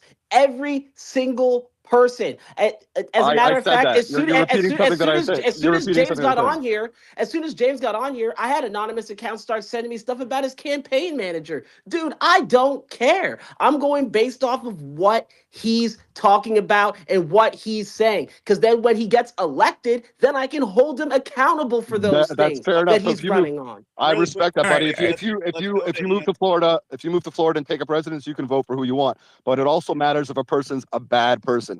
James is a bad person. Listen to me. Okay, look. So listen to me. I got to restore a little bit of order here. For one, guys, the ad hominem attacks does not do anything for me, okay? Like, I just don't care about ad hominem attacks. Like, that doesn't do anything at all for me. To me, the only thing that matters in any politics, okay, in any political scenario, is can you win? Okay, I don't care where you're. To be honest with you, everyone likes to talk about policy and all this stuff. That's not the answer to me. The answer to me is, do you actually have a real chance at winning the election? Because it is either whoever it is we have on the primary for the Republican side, which is why I like primaries in the first place. Primaries are good. Iron sharpens iron. I was always a huge fan of primaries. But the big part about that is, at the end of that, you need somebody who can actually win an election. That's what matters to me more than anything else. Because if you don't, then the Democrats, like I said before, they will literally run a goldfish and they'll win the election. So it's just the way that I look at AB, shut up for a minute, AB. Listen to me, buddy. You can't just keep interrupting me when I'm up here talking. I know you haven't been on my show in a while, but this is a show, guys. This is not something. It's not just a space. And you need to remind everybody that we're broadcasting across like 7 different platforms right now. So just keep that in mind, because crosstalk doesn't really translate very well to everybody else. But again, to me, winning elections is all that matters, because we have one side, and regardless of what you think about whoever it is that you're running against, whether you like Byron, whether you like James Fishback, whether you like either of these people, is kind of irrelevant to me. Okay, it's who can win the election at the end of the day. Okay, if you can get the election, those people need to win that election, because the other option are literal communists who want to kill you. That's the other option. I got in this argument a bunch when people were talking about Winsome Sears in Virginia. Winsome Sears, despite what people thought about this woman, the reality is, look what you have now. Look what the result is. The result is now Abigail Spanberger, CIA extraordinaire. This woman has already passed so many laws in the first 24 hours of her being in office that is going to destroy the state of Virginia. Okay, so to me, the only thing that matters is, can you win the election? Can you actually win? Because you have to be able to win the election. You have to be able to beat the Democrats, because the other option is absolute communist lunacy. So again, I don't mind having the arguments about the debate on this, but ad hominem attacks about random things about people's lives, or whether or not this is true or not and whatnot, is just not useful to me. Okay, I need to get some other hands here. So I want to go to Max, because Max has had his hand up and been waiting patiently. And then I've got another couple hands here. So go ahead, Max. And Max is actually from Florida. So perfect. Max, go ahead. Okay, I'm looking at a headline. James Fishback ordered to turn over Azoria stock luxury items to pay 229,000 court judgment. Do you plan to pay this? Hold on. Hold on. He's not here right now. So let's All right, let's I'll wait for him to come reset really back. quick, and I'll try and get him back really quick. I mean, he might be busy, but again, I don't know. Again, to me, when I look at this stuff, guys, what I talk about every time I'm looking at politics and any candidate is, at the end of the day, we need to win with whatever candidate ends up being on the Republican ballot, because your other option is lunacy. Lunacy, absolute insanity from the Democrats, okay? I mean, Abigail Spanberger, go look at what she just signed into law, people. Go look what she just signed into law. She has now absolutely. signed in the most insane things into law within 24 hours of her being in office, looking like a freaking Bond villain signing laws. I mean, this is not good stuff, okay? Virginia is now going to become Eastern California. They doubled the Somali daycare fraud on day one, okay? I mean, this is the kind of stuff that awaits you if you do not actually get behind the candidate, no matter who the candidate is at the end of the day. The Republican candidate has to win, okay? Because your other option is not good. And I love the people that are like, oh, I don't want to hold my nose. Like, you don't get a choice. Okay, you get the choice of communist lunatic or whoever the Republican candidate is. Okay, those are your choices. Those are your Walter, only you're 100% choices. right. So, okay, You're I'll just 100% keep right, going but then. as you noted, we're in a primary right now. Hold on, Right? hold on, guys. Hold on. James is back. James is back. Yeah, it's Okay. Max. Sorry, Max is really quick. It's James is back. It's Max's floor. Max, just real quick. I don't know if you heard in the intro. I mean, there's obviously James has a different platform going on. He's clearly not friendly with Israel, but that's regardless. The take is, he's complimented DeSantis on some things. He's not complimentary on some other things. What do you think, Max, Florida resident? James is in the space. Do you have any questions about like policy or any of that stuff? I'd like to know. So, reading a headline: James Fishback ordered to turn over Azoria stock luxury items to pay $229,000 court judgment. Do you plan to pay this? Yes or no? Is that a question for me, Max? It is a question. It is a question for James Fishback. Yes. No, Do you I don't. Do you plan to pay it? Yes or no? No, No. Okay. I don't pay my billionaire ex-boss who was trained by George Soros. No, I'm not paying him a penny. He convinced a New York judge, the same one that sided against President Trump, that I have to pay him $5 million in legal fees. I'm not paying him a penny. And you can go tell the judge that himself. I don't care. Okay. You said you were going to release your 23andMe results a month ago. When do you plan to release your 23andMe results? When they get back to me. When do you expect that? I don't know. I don't work for 23andMe. When they send me them back, I will send them back. Point of order here. I think it's insane that anyone would use 23andMe. You just hand your DNA over to remember, Max is Max is a racial purist. He's an ethnic purist. He only wants a certain type of people to be in government. That's just kooky stuff. No, I mean, Fishback's the guy. Fishback's the guy who left. Then why would you insist it? Then why would you insist on it? You're the one who bragged. You're the one who bragged. Fishback, listen. You're the one who says that Byron has a dark vision. Like, Byron does have a dark vision. He does have a dark vision. He's a disgrace. He came from the ghetto. I want to send him back to the ghetto. And you can print that if you want. I don't care what you say, Max. You're a stupid, feckless Republican who's trying to tone police us. I and the rest of us are trying to save our country. And you're worried about me calling a black man Byron? Go join the Democrat Party, Max. Seriously. Yeah, so your car wasn't repossessed. It was seized by U.S. Marshals. Whose car are you driving right now? And whose name is the title? Max, I'm driving your mom's car right now. You want to talk to her? I love this. Max, your car wasn't repossessed. Hold on, Max. Hold on. Just an FYI. Correct me if I'm wrong, James. You're actually being driven right now. I actually saw you do a video earlier, and he's on his way to a podcast. Okay, like, we got to stop with the attacks. You're talking about 23andMe and him being an ethnic purist. Dude, talk about policy. Talk about things that are actually going to fix Florida. Whoa, guys. All right, hold the hell up here. Calm down, everyone. Calm down. We are on the radio, so go ahead here. Let's go back and we'll get in. So here's a policy question. So policy question is a policy to take money out of Florida's pension funds in order to create a new government spending program. Under what law authorizes you to do that? So I've actually never said I was going to take money from the pension fund. What I've said is that it was ridiculous after October 7th, which was absolutely a tragedy and has been and should be universally condemned. It was ridiculous for the chief financial officer at the time, Jimmy Petronas, to send hundreds of millions of dollars to buy Israeli sovereign bonds, which are actually a terrible deal. They were only yielding 1/10 of a percentage point over U.S. treasuries, even though they were in a country that was in the midst of a three-front war, with one of those fronts being with Iran, which is on the verge of having a nuclear weapon. So I think that's ridiculous that we would go lend $385 million to Israel. What I said, Max, is I would fully and proudly divest every single penny from every single foreign government that the state pension fund lends to. And because Israel is the only government that the stupid Republicans and Democrats lend money to, I'm going to bring back the full $385 million. Separate and apart from that, I'm going to create Rise and Shine, a statewide down payment assistance program to give young married couples a $10,000 down payment assistance check. The crazy thing, Max, is that you think it's controversial that I would want to take money from a foreign government that was sent there foolishly in the first place and actually use it to fight for families here in Florida. We should never have sent a penny, never have lent a penny to Israel, and I will proudly bring every single one home. So this is two. So this is two distinct. What you're saying here is two distinct proposals, right? So many people interpreted what you said to be you're going to take that 380 million that is invested in sovereign A-rated bonds that return 5% yearly. You're going to take that. People interpreted it to be you're going to take that money and create a down payment assistance program. What you are actually proposing is a giant new government spending program. To subsidize housing demand without building new housing, because you say you're against building new housing because Florida's full. Is that correct? Am I saying that correctly, Mr. Fishback? Max, you can call me James, Max. Okay, look, Max, I get that you love Israel. I get that you have no problem. No, you have no answer. You have no answer to this because I asked you a specific question. Yeah, well, you didn't Am I let him correct answer. that you want to create a new government spending program? Hey, order in the court here. Order in the court, everybody. No crosstalk. All right, one at a time. I understand that the concept here is not, so we just need to have a one-in-one back and forth here. So one person at a time. So go ahead. He can't answer the question. He just says, "Oh, you love Israel." No, you want to create a new government spending program. Is that correct, Mr. Fishback?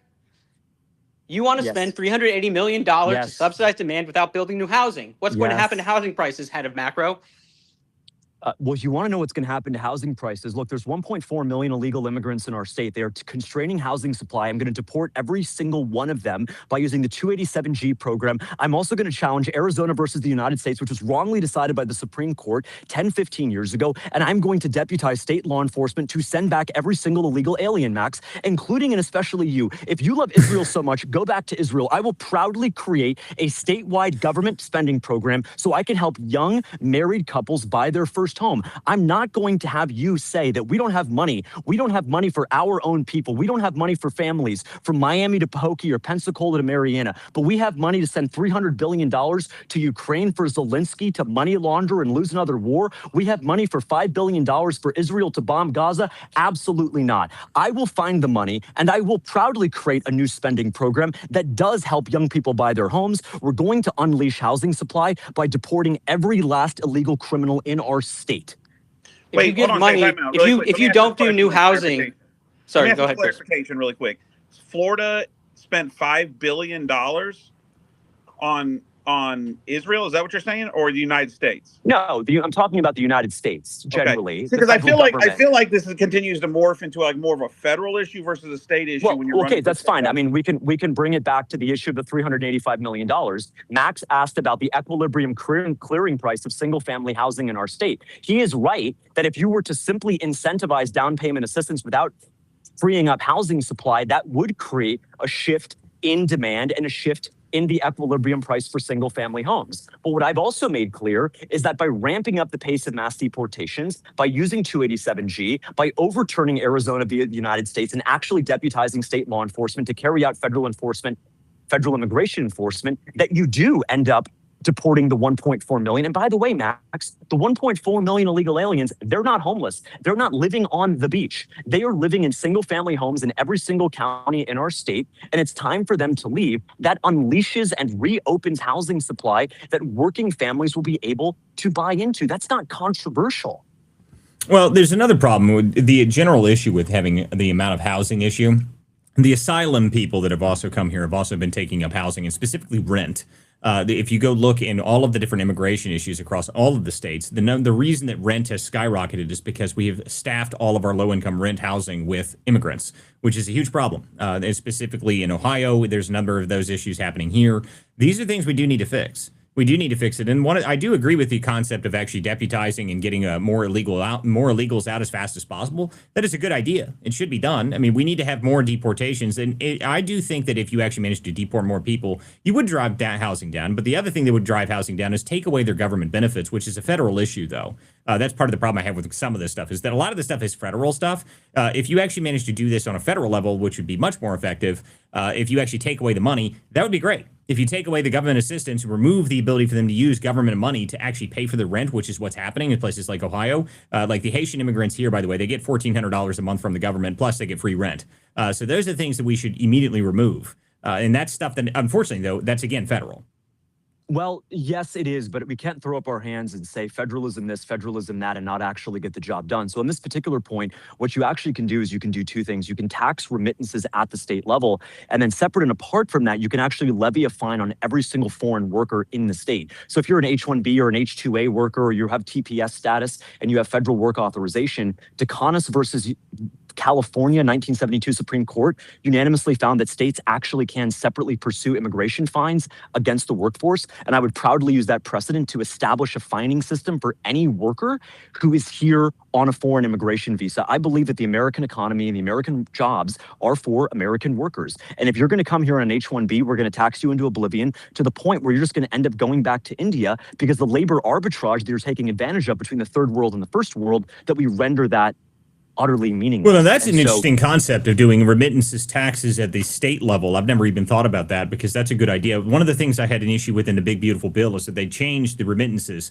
So remittance taxes, they were trying to tax them. And the initial, by the way, if they speak, this one makes you a little bit angry for everybody else listening to this. Our Congress took the initial, which was 5% remittance tax, and reduced it to 1%, which drove me insane. I can't believe we did that in the first place. Remittances should be taxed at 40%. I mean, you shouldn't be able to send money out of the country generally. But the reality is now we also know that a lot of these remittances are being done in cash and undeclared bags of Somali cash that are leaving the Minneapolis airport. So these are things that I think, the state level would actually have some enforcement over top of some of this stuff, which is actually good. So I like some of these ideas. These ideas actually make sense to me in terms of taking care of the immigration problems. And I agree that there is a lot more that states can do, especially, well, the other part of it is that you would actually probably have the support of the federal government to be able to do some of those things.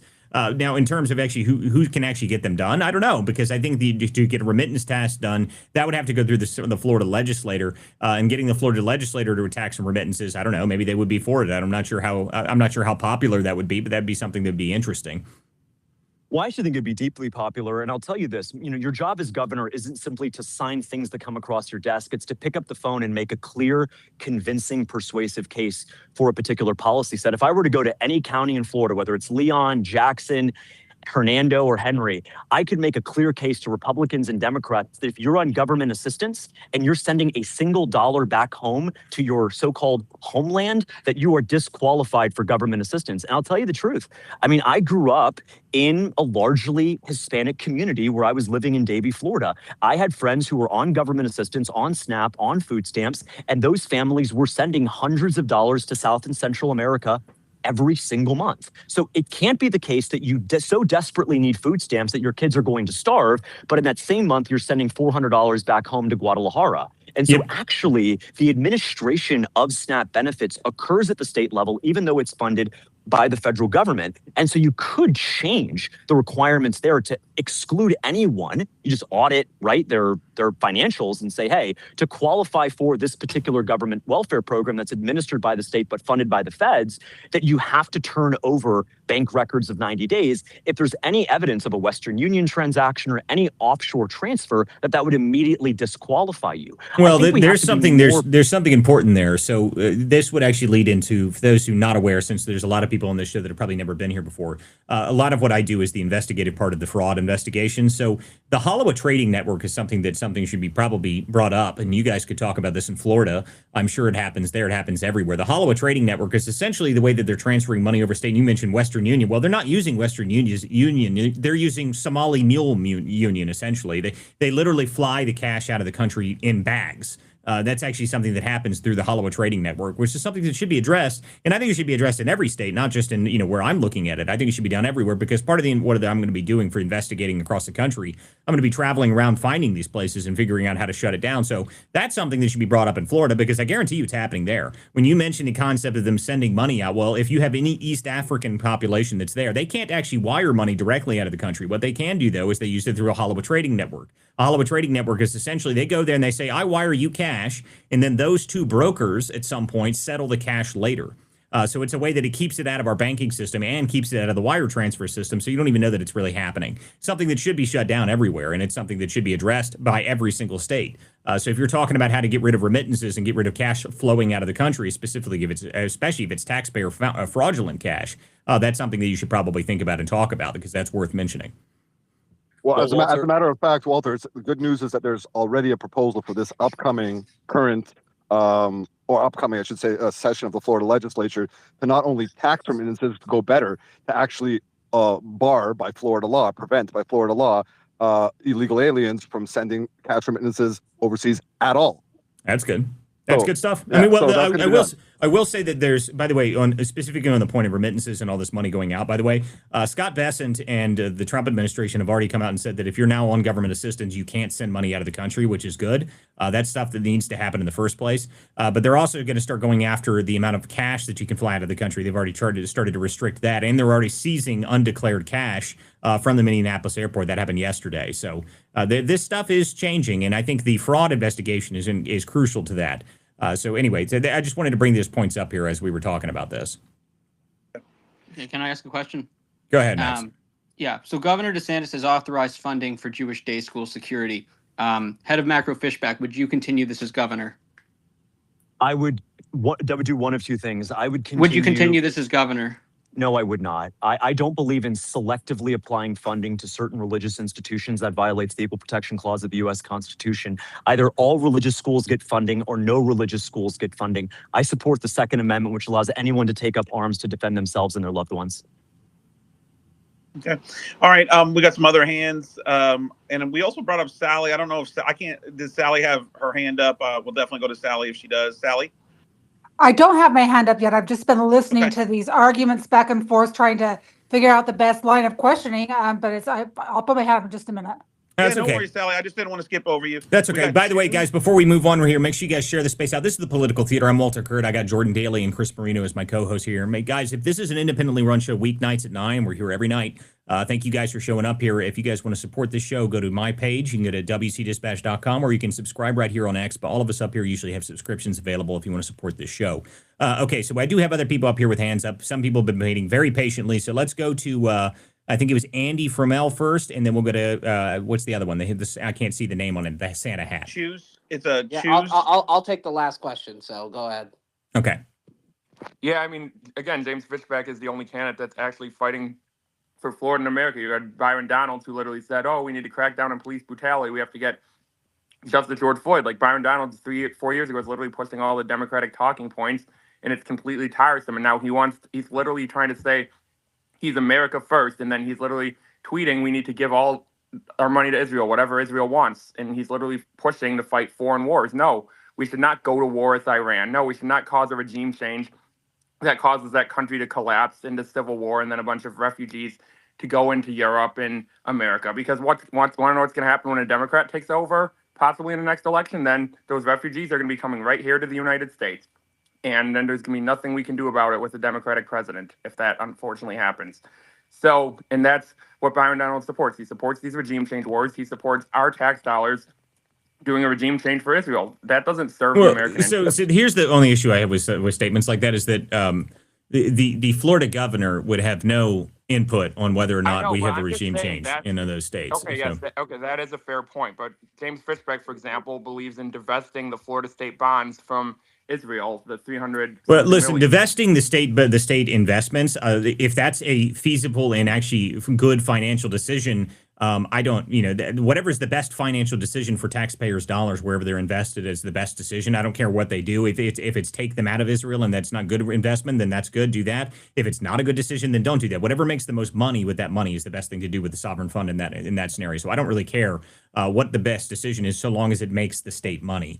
because that's your responsibility as the fiduciary duty there. Well, the head of macro said that he said that Israel bonds actually do have a higher return, but he wants to get rid of them anyway. By And then 10%. Well, allow me, Max, as the head of Japan's macro. bond yield just went up to 4%, so maybe that would be a good investment. So, yeah. So, I mean, look, what if Hamas bonds were yielding 7%? Does that make it a good investment? What actually matters is two things: is risk-adjusted return. No, that would be you breaking the law as usual. Hey, don't interrupt people. Come on, go ahead, James. Now. So if Max knew anything about finance, with all due respect, I am the head of If you knew macro, anything Max, about finance, you wouldn't owe hundreds of thousands of dollars to your former employer that you're promising not to pay. Who Like, let let's this guy be fair up? Why here. do you Like, guys still you're have running this for guy? governor because Hey, you don't have any option. You're not employable in finance anymore. head Oh of my macro. goodness, guys! Listen, guys, You became a punchline in 2024. Guys, we can't have the arguments in interrupting of people, okay? If you're going to say stuff, the person has to be able to respond to them. And you said something, so go ahead and finish responding, James. And then we do have other hands, so I can't just constantly have the fighting back and forth. The fighting is entertaining, but that's I just want to say one thing. All of you guys are very well, and you guys all know decorum. You guys have been on me and Walter's spaces, every single one of you before. You know it's one at a time. Just do it. Be men about it. Holy. Okay. Go ahead and respond, James, briefly here, and then we need to go to other hands. Go ahead. So there's two things. The first of which I want to thank Andy for his kind words, but I also want to correct the record that state governors can't do anything about foreign wars. We actually can. So the Florida National Guard, we can pass a law in the legislature that prevents the deployment of the Florida National Guard in active combat zones overseas, to restrict that to only overseas theaters that have been congressionally authorized. And that's exactly what I would do. I'm not going to allow the Florida National Guard to be sent to a foreign country where there has not been an explicit congressional declaration of war. I am with Thomas Massey 100%. If you want to send our men and women in uniform to fight a war, you have to have a real debate on the congressional floor, and you have to have a congressional vote in both chambers. So absolutely, the Florida governor does have control over that, because the Florida National Guard is well within the purview of the Florida legislature and the executive office. Now, to the point about Israel for just a moment, in finance, we think about something called risk premium or risk adjusted returns. If Israeli bonds were yielding the same amount of return as a US Treasury, they would be a far worse deal. If they were yielding even 1% or 2% more, they would also still be a bad deal, for the very simple reason that there is currency risk and geopolitical risk. The currency risk is that Israeli bonds, the Israeli economy, is denominated in shekels. The American economy is denominated in the dollar. So there's a conversion factor there that needs to be taken into account. And then for just a moment, there's the fact that Israel, unequivocally, whether you're pro-Israel or skeptical of Israel, Israel is involved in at least 3 geopolitical conflicts right now, with Iran, with Lebanon, and with Hamas. It does not make any sense from purely an objective financial standpoint to send $385 million to a country, even if they have a slightly higher nominal yield, because when you adjust that yield for the geopolitical risk on offer, hence 3 geopolitical fronts at any given time, it's a terrible return. And that's to say nothing about the moral repugnancy of Benjamin Netanyahu and the terrible optics of taking our hard-earned money and sending it to a foreign country. I want to be very clear. I'm opposed to lending any foreign country, Israel, Russia, Sweden, even our friends in Australia. I would not, as Florida governor, authorize any of our hard-earned money to be lent to any foreign government, with no exception. Okay, let's go to the other hands here. We have Choose. Choose, go ahead. Hey, thanks for having me, guys. Got a lot of friends up in here. Appreciate that. James, it's good to talk to you for a second here. Just a kind of a crazy thing I noticed.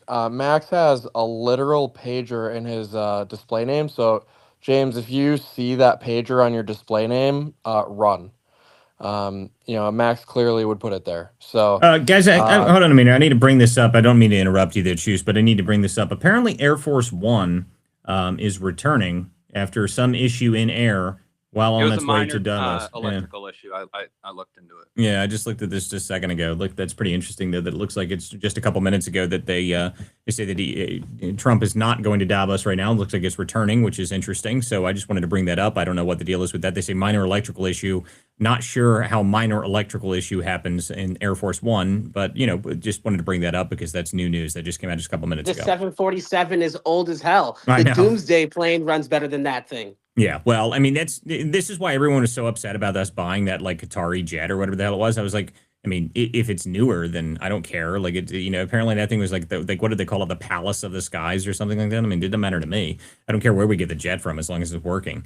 But anyway, so I just wanted to bring that up. That was news that just came out just a moment ago. Just note that everybody had a problem with that, but everybody will get on an Airbus plane, and where are those from? Those aren't from America. So let's just be honest there. But we'll continue with hands. Also, I have one as well, James, and trust me, it's pretty straightforward. AB Sampson, go ahead and try and make it one point at a time. I cut Choose off, so I wanted him to be able to finish speaking. Okay. Go ahead, Choose. Go ahead, Choose. Yeah, geez, Jordan. God, I'm just a little guy here. Love you, man. All good. No, I wanted to ask you, because we talked about immigration a bit and deportations. You mentioned the National Guard as well, with foreign wars. So I wanted to ask you what your thoughts were on deportation. I know Beaver's got Somali scan, which is great. I'm loving that. But for illegals and for people who are here on visas that have expired, logistically, how would you make that work in Florida to get as many people out as possible? Would you bring in the National Guard? What would that look like if you were governor? So it's a really good question. I think there needs to be two things. There needs to be a ramp up of what are called kinetic deportations, which is state law enforcement authorized under 287G so they can carry out federal law enforcement duties. We need to ramp that up. But I think what we need to do in a bigger sense is actively disincentivize illegal aliens who are already here. So in 1982, the Supreme Court found disastrously in Plyler v. Doe that illegal immigrant children have a, quote, constitutional right to attend public schools. Just like Roe v. Wade was disastrously decided, so was Plyler v. Doe, and it can be overturned. You just need a governor to stand up and say, you know what? All of a sudden, we're going to start unenrolling tens of thousands of illegal immigrant children in our school. And I've said on day one, I would sign an executive order to authorize the Department of Education under the commissioner that I would choose to immediately unenroll tens of thousands of illegal immigrant children from our schools.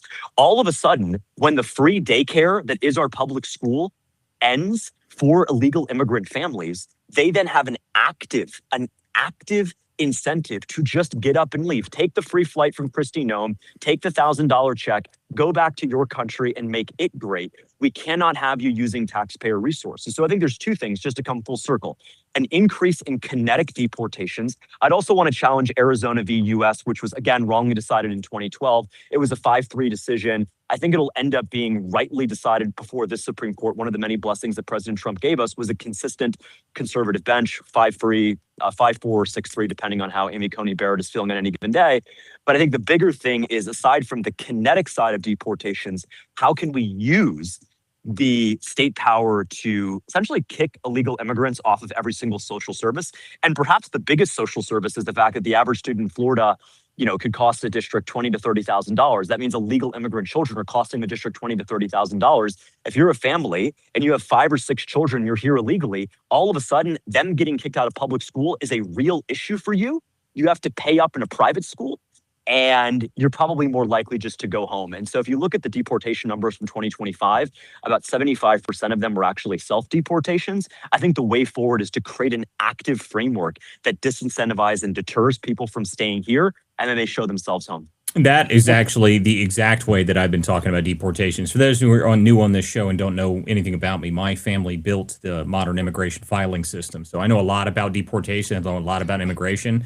And specifically to this issue, the way that the best way to get people out of the country is self-deport. That's the best way. And part of the reason for that, everyone talks about let's just get rid of 10 million people tomorrow. That's actually not good.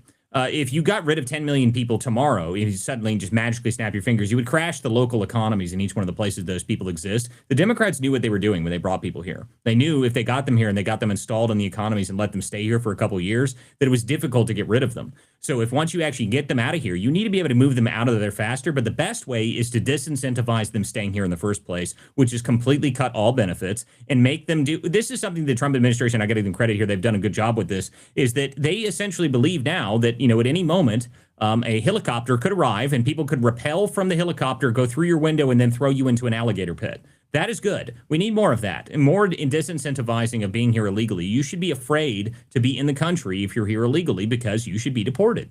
That's what should happen. So more incentivizing to get people out of the country, change the incentive structure. If you're here and you're getting federal money and you're getting support and all that crap, obviously you're going to want to stick around. But I don't think we should do that. I think we should take every aspect, every single part of anything to do with illegal immigration and make sure that it's as difficult and as uncomfortable as possible to be here, because then you'll leave on your own. And the more people that self-deport, that's actually much better for the country. The more people that are actually self-deporting out of here, that's a good thing for the country, because then the local economies adjust naturally to them as they leave. That's what we want. We want more of that. So that is good. Yeah, and just one quick follow-up, because you mentioned education. One of the things that I'm up here in Wisconsin, it's going to be -3 degrees up here. It's going to be pretty cold, unfortunately. Not like sunny Florida. But one thing that is a big topic up here in Wisconsin with education is charter schools and school vouchers and school choice. So is that something that you're for? I don't know what it's like in Florida. Florida already has it. Oh, well, never mind then. Thank you. Yeah, my kids went. I lived. My kids went to school in Florida. They actually have a really good education system, which is back to the basics. They didn't do Common Core. They actually did, standard arithmetic. And when I had to relocate back to Kansas City, my kids literally had to relearn what they learned the prior year in Florida schools. But they were a grade older here in Kansas City. Well, not in Kansas. It's a suburb of Kansas City. It's actually a really good school district, but not as good as Florida schools. So, well, thanks, Chris. Appreciate that, and thank you, James, for answering the questions, and Walter and Jordan. Appreciate you guys. Yep, thanks for cutting up your shoes. Walter, are we continuing to go? How are we looking on time? Walter and Jordan, could I jump in real quick? I've had my hand up. Yeah. Really, one quick second. One moment here. So we're fine on time in terms of me. So what I'm going to end up doing is, because the live show version is already over by like 15 minutes. So what I'm going to do is I'm going to end the live video version of the show, guys. So everyone who's supporting on the live video version, if you guys want to continue hanging out in the space, we're going to keep the show open, guys. This is the Political Theater. Everyone who joined here, thank you guys for being here. We will be back tomorrow night on the live video version. We'll probably be on 9. I'm probably going to do just video tomorrow, because tomorrow is going to be, I'll be in DC. Jordan and I are going to be in DC tomorrow together. So we'll probably do something then. We'll do a live video version then, but that's probably what we're going to do there. In terms of tonight, if you guys are on all the other platforms, YouTube, Substack, Rumble, wherever you guys are listening to us right now, if you guys want to hide over to X, we're going to keep the space open. And I appreciate everyone who showed up here tonight. Thank you guys. And the show is going to continue on and on X.com. So you're going to go to X.com, go to @WC Dispatch. You can join the show. You can chime in yourself. We have a ton of requests, and we have a ton of people in line to be able to come up here and talk. I'm trying to get through as many people as we can. So we're going to keep the show going, but I appreciate everyone who watches the video version of the show, and we'll see you guys tomorrow night. Thanks, guys. James, how are you doing?